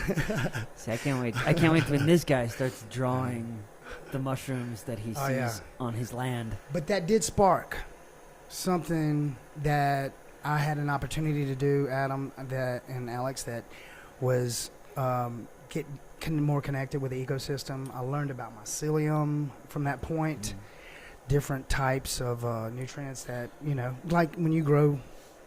Well, mushrooms are like the weird thing is that mushrooms are actually more human than plant. Like they have more in common with humans. They're more connected. They have more in common genetically with humans than they do with. So it's kind of like it is definitely alien life form shit. Where you're like, I didn't even know they can grow underwater. You know that is underwater. Survive in space.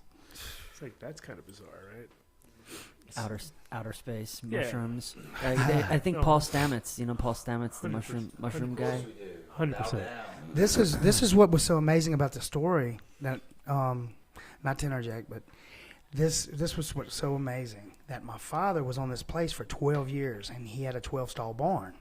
Now, I did research on mycelium and how to make cakes, and I've seen online all these little jars of little white cakes. And I'm like, okay, I tried it, couldn't do it, you know. It's a tough deal. But I went out to the manure pile, and I was just fooling around, going to grow some mushrooms, and I was clearing an area back, and all of a sudden, I saw this white mass. And I was like, wait a second. Sclerotium. Ding, ding, ding, ding, ding. So I started undigging them. And these cakes must have been 12-year strains. They were 2 to 3 foot long, 1.5 feet thick. When you say cake, does that mean like A it's mycelium cake. It's like that's like the ground Yes. that's been like infected with a white. Right. This is thick. one major mass. Interesting. And Just these you break can't. that up. You can break that up. And Make more Yeah, piles. there's actually a psychoactive ingredient in it, psilicin, that is. I think it's called inside. sclerotium, isn't it? Yeah. So You know. It's because sounds so you're in much like Holland. scrotum and Scrotum. Yeah, I used to always go like, you want to try some scrotium? So maybe Sodium and Right. scrotum. Sclerotium. Sclerotium. Yeah. okay, I'll keep it at It's actually psilocin. originally from Tampa. Really? Yeah, Tampanese's. I remember that because I remember in I think in Amsterdam they made mushrooms illegal, but then they Right, found right, a loophole where they Fresh. started Right. selling the Only fresh the sclerotium. Yeah, those first for a little while it was only fresh mushrooms, and then just the sclerotium. Yeah, exactly. Sold my scrotum. Adam, in these Amsterdam. cakes were so awesome. Now to get back to this, Yeah, check this get back out. to the cakes. Awesome cakes. Put them in a terrarium at 72 degrees, Mhm. and couldn't believe my eyes. This is the first for me, right? I started seeing these things pin, cone, and they produce some of the most beautiful, robust psilocybin cubensis that I've seen. And I was very fortunate and honored enough to be able to experience it. And it was an experience because I was there. I've been able to see this happen and just, transform into something. I harvest them right before the veil. And I had a friend of mine come from out of town. And 4 hours later, he looked at me and said, Howard, if I could, I would be a mushroom. 4 hours later, he said, I would be a mushroom. Wow. And we was out in the backyard looking up in the sky. I mean, it was awesome. Well, the cool part about that whole thing is the are a fact that you mushroom. can actually. It's really cool when you can go on your own property and then just hang out and well, be yeah, but also with free. get the mushrooms from there, not knowing Yeah. where they came from, compared to you grew them in a terrarium and you got the Right. spores from some guy in Holland and whatever. No, That's this was cool. extracted That's also straight from the cool. property. You're but right. this is like You're like- right. Ancient, Because That's then you know right. when you take them. indigenous American. It was an awesome experience. Well, when you take So them size. there, you're like, okay, I'm fucking.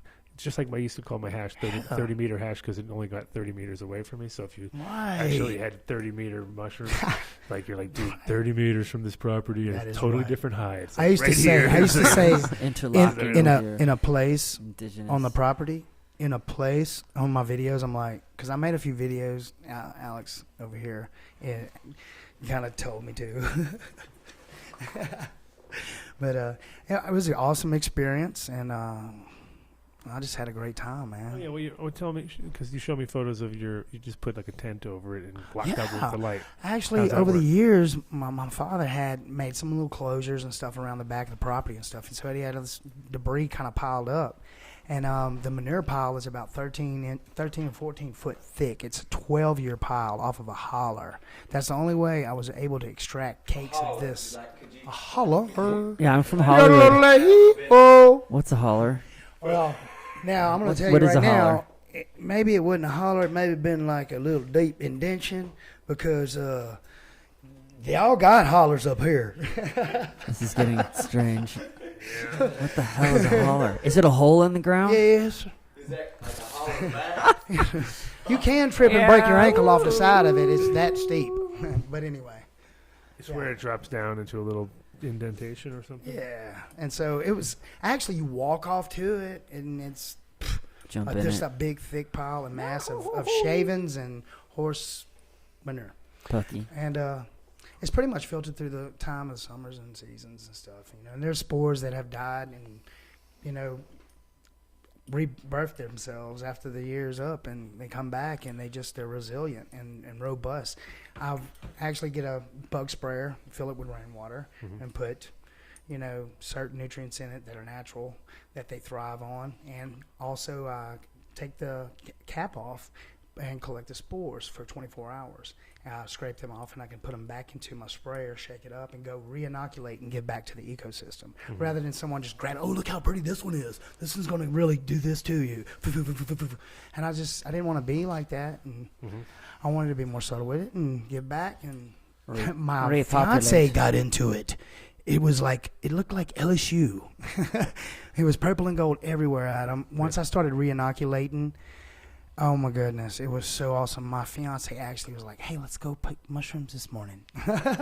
And it was awesome to see someone you really loved, enthused and on point with you on the same level. Fairyland. Right there, and just smiling and have a good time, and, just awesomeness. Yeah, well, the thing is, mushrooms too are finally getting a good sort of place in people's minds as far as, like, everyone's understanding, like, hey, you know what? Some people actually need to take them just because if they don't, they get fucking migraines or they get... Johns Hopkins School of Medicine. And they get depressed or they have PTSD or whatever. And it's like, just like... And they don't need a lot. They just need like a...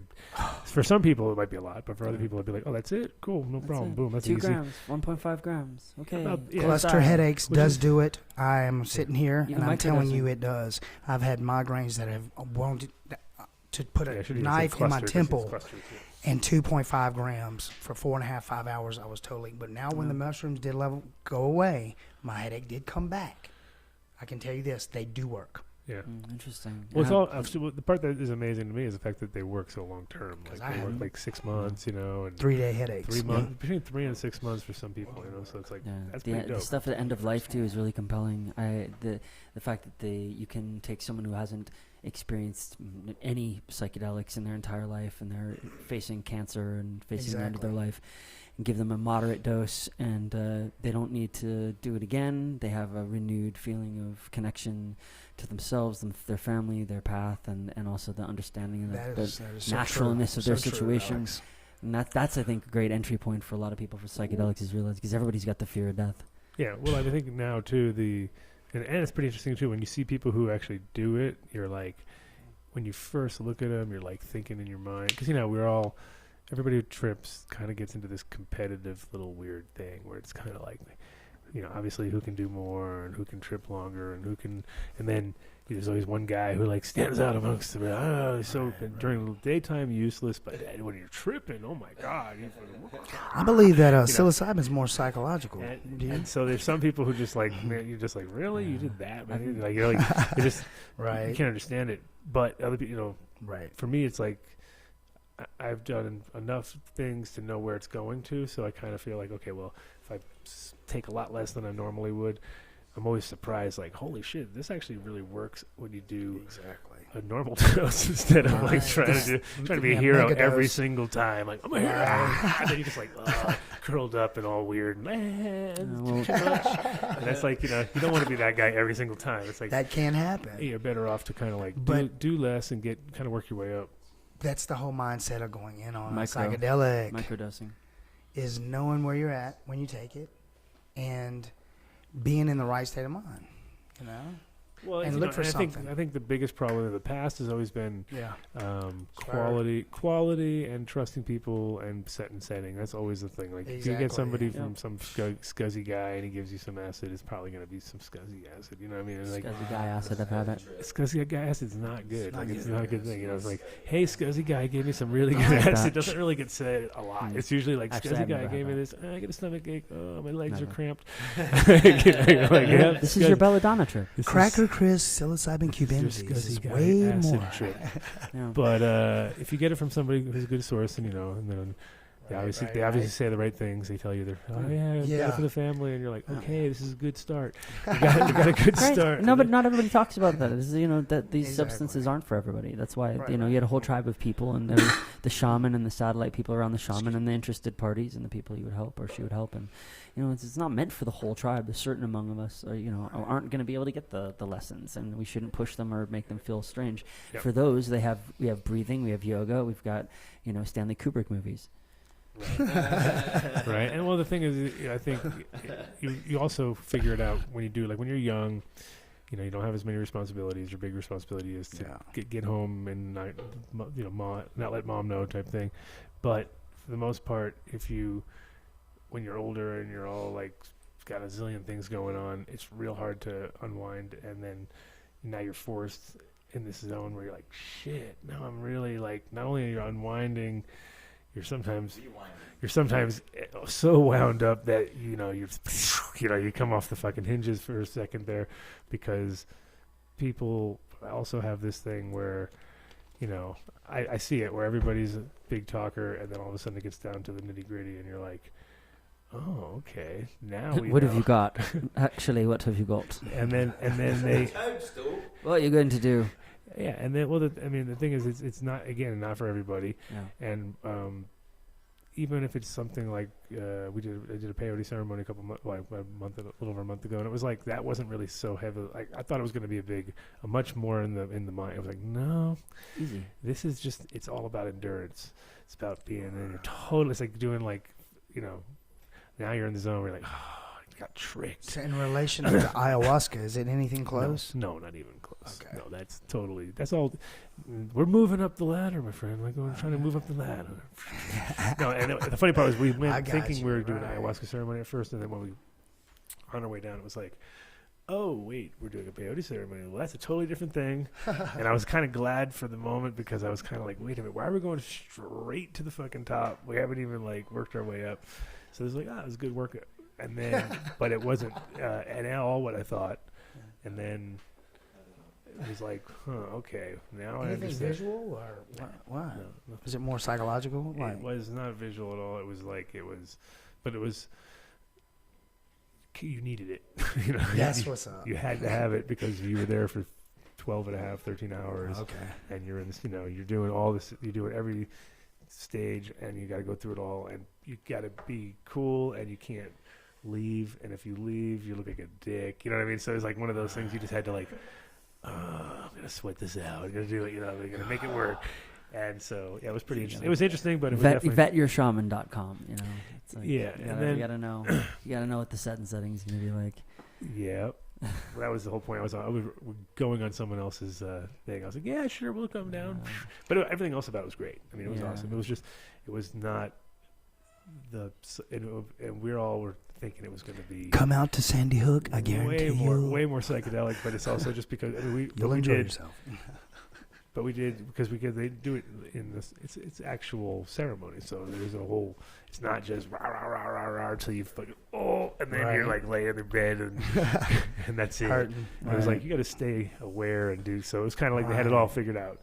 It's a full ceremony, right? Yeah. And we did like 6 rounds, 5-6 protocol rounds. Where you kept upping the dosage 3 times. Well, you're doing 3 different. It was up to you. And you do powder, then you do actual peyote, then you do tea. Powder tea, peyote tea, powder tea. So it's like, you can. Wow. You can, but you're like, at the same time, up in the dosage just means more work because you're like trying to power through that stuff anyway. Because you get the face. Everyone gets a face like, wow. No one loved it. No one was like, hey, is the taste bitter? Yeah, it's like it's literally like rolling like San Pedro. Which I haven't had either, but I've heard is gross. Rolling aspirin onto a cucumber injected with Novocaine or something, where you're just like, wow, that's distinctive. You won't forget. Yeah, it was very, very heavy. No, thank you. Right, I'll try it. Got to do it. I'll see. I'll do the ayahuasca once. Yeah, and the whole thing with ayahuasca is, I think it's great for people who that made me talk to plants. Yeah, where'd you do it? In my backyard while I was gardening. Oh, really? All by myself. Wow. Just a microdose. It was given to me by a shaman in passing. Mm-hmm. And he said, try this, and I took the barest, tiniest amount because I really, as far as anything, even pharmaceuticals, I don't need to take much. I'm really lightweight, so I went out in the garden, and I literally was like looking at my plants, and the plants started looking back up at me and saying, more water. Why did you plant me here, you D-bag? I should have been over there where there's more light. I don't like it over here by the mint. He's absolutely oppressive. He's growing all over my shit. And I was like, jeez, I never knew these plants had so much to say. It's pretty interesting. Yeah, it's I mean, you definitely need to. The whole thing with ayahuasca is I feel like if you're doing it for a reason, like you have a real, you're coming in with a reason, and you want to, it's definitely effective for people who need to break through something. Breakthroughs. Exactly. Psilocybin does that to me. And so if you're in need of that, I think it's definitely one of those things where it's like it's awesome to watch that develop.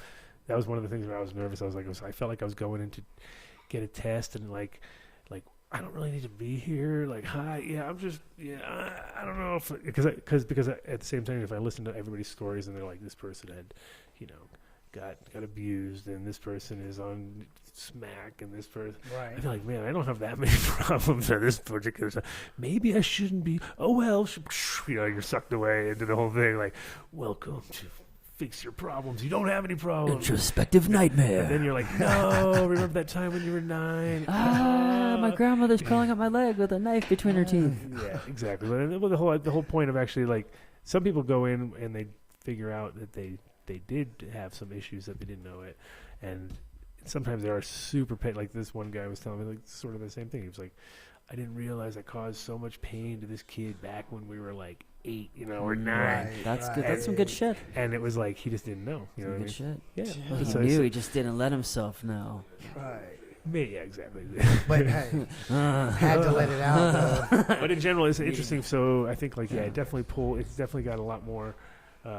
It's got a lot more of healing power than people give it credit for. So I don't know exactly. I think Exotic is off flying his plane somewhere. And okay. Doesn't have. I was just wondering reception. about that. Yeah, we were supposed to have him on a while ago, but Yeah. Okay. and tomorrow at 1:00, Alex Gray's coming here, Yeah. and Allison. I hope we'll see if they're on time. We'll see how on time they are. We'll have a big pile of mushrooms in the middle. It's gonna be great. Huge, giant. It's just gonna go through it like Pac-Man. Like He's gonna eat them. Allison will love that. Yeah. It's So gonna what's be happening It's gonna tonight? be like that. He's gonna mow through them. No, I don't know What's exactly. going on tonight, Adam? Huh? What's going on tonight, Adam? Well, we've already talked about this 30 times during the show because now you're going to tell us exactly. You are showing. This is your first ever gallery exposition, man. Tell us about that. Yeah. That's what's up. So High will be presenting Akashic Mantra. Yeah. Is that correct? Yeah. Akashic mantra. This is what Howard and I feel his art represents, and it's the unspoken wisdom history of the human race coming out in imagery and psychedelic imagery, and it's what our minds see, and it's what Howard and I are pretty interested in developing. That's what's happening. And also, there's going to be a debut for the future. It's another artist, or Yeah, then we're going to have crystals here. We're going to have people, flame, We got your boy, fire we dancers. got Rick from dancers. Fire Dancers Awesome. tonight. We have Rick coming through Yeah. from Cajun Glass. So if you're in downtown We got- Denver, We got Family Bear. yes. Love Family Bear. Family Bear. I don't know who that Glass. is, but I love his Family name. Bear Gems, actually, I should say. And, Awesome crystals. And 21 And natural visionary and we paintings. have Going Further. Going and we further, have, and we that's have it. my movie that I produced and narrated about the 50th anniversary of the dissemination of LSD and Awesome. the electric Kool-Aid acid test That's and it. the creation of festival culture in general and where it's going. And Yeah. we're going to be showing it on Yep. a big wall screen. Big wall. Big wall screen. Big Big wall wall. screen. Big wall. So any fans of the dead, any fans of psychedelia, any fans of festival culture, or Comfortable Ken setting. Kesey or the electric Right. Kool-Aid acid test, Awesome. or hallucinating, or good music, Can't or wait to see it, documentaries Alex. in general, come on down and Again. yeah. I can't wait to see I'll it for wait the to see 12th it. time. I love That's really hearing my awesome. own voice. and you really have to come see these pictures. Like, they're just mind blowing. And I don't know if the people around at home can see these. This is one of Howard's. Oh yeah, Awesome. hey, everybody can see Thank it. y'all. And over here is another one of Howard's. So it's I want to give a special shout out to Pebbles again. yeah. Let me tell you, because 10 months ago, if I wasn't getting on Infinity Blade in my spare time because of what I was going through with my father, Yeah. I would have never picked up Pixlr, PixArt, or any mirroring app. So, And I just actually started fooling with just my pen and inks, and it bled over into really going back to my roots of what I was inspired to do, and that's some of an inspiration of Alex Gray, actually. One of the main focus points of an area that's that how I we want to met. get. That's how we met. I had just shown the movie at Alex Gray's land at Entheon, or not truly Entheon, inspired by that gentleman. At his land up in upstate New York, I think. And oh, nice. And that's where I was born in Kingston. Oh, really?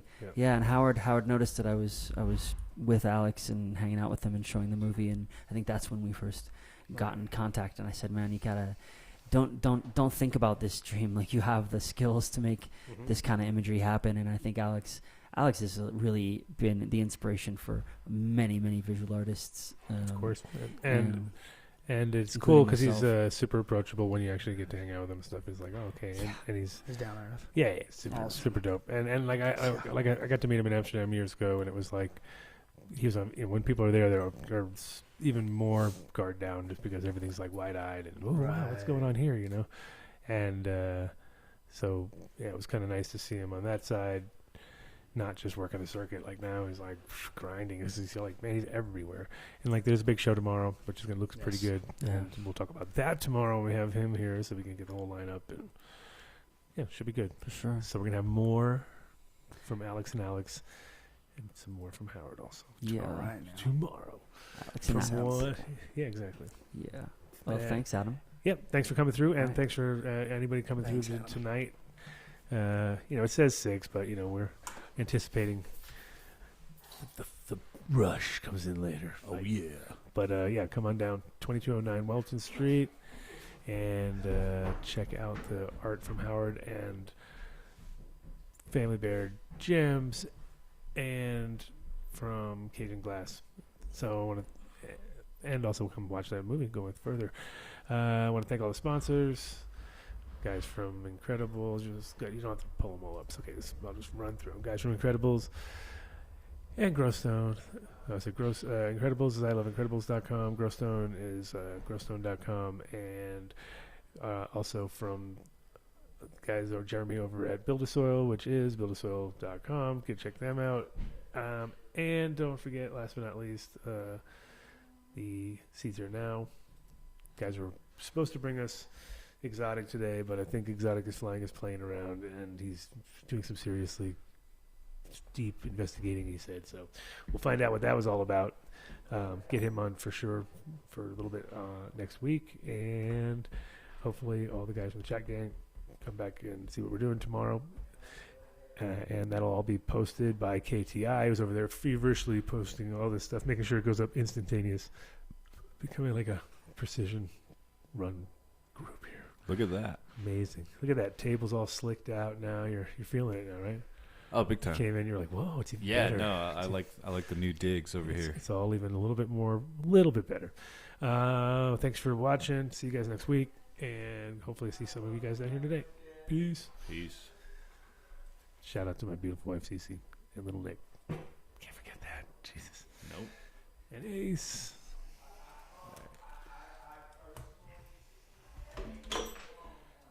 Practically every one of the top 40 records being played on every radio station in the United States is a communication to the children to take a trip, to cop out, to groove. The psychedelic jackets on the record albums have their own hidden symbols. This is a special question. We don't want you to smoke genetically modified ganja. We want you to smoke the real thing. We want you to smoke the natural herb. Some call it marijuana, some call it sensibilia, some call it lamb's bread, and some people call it ganja.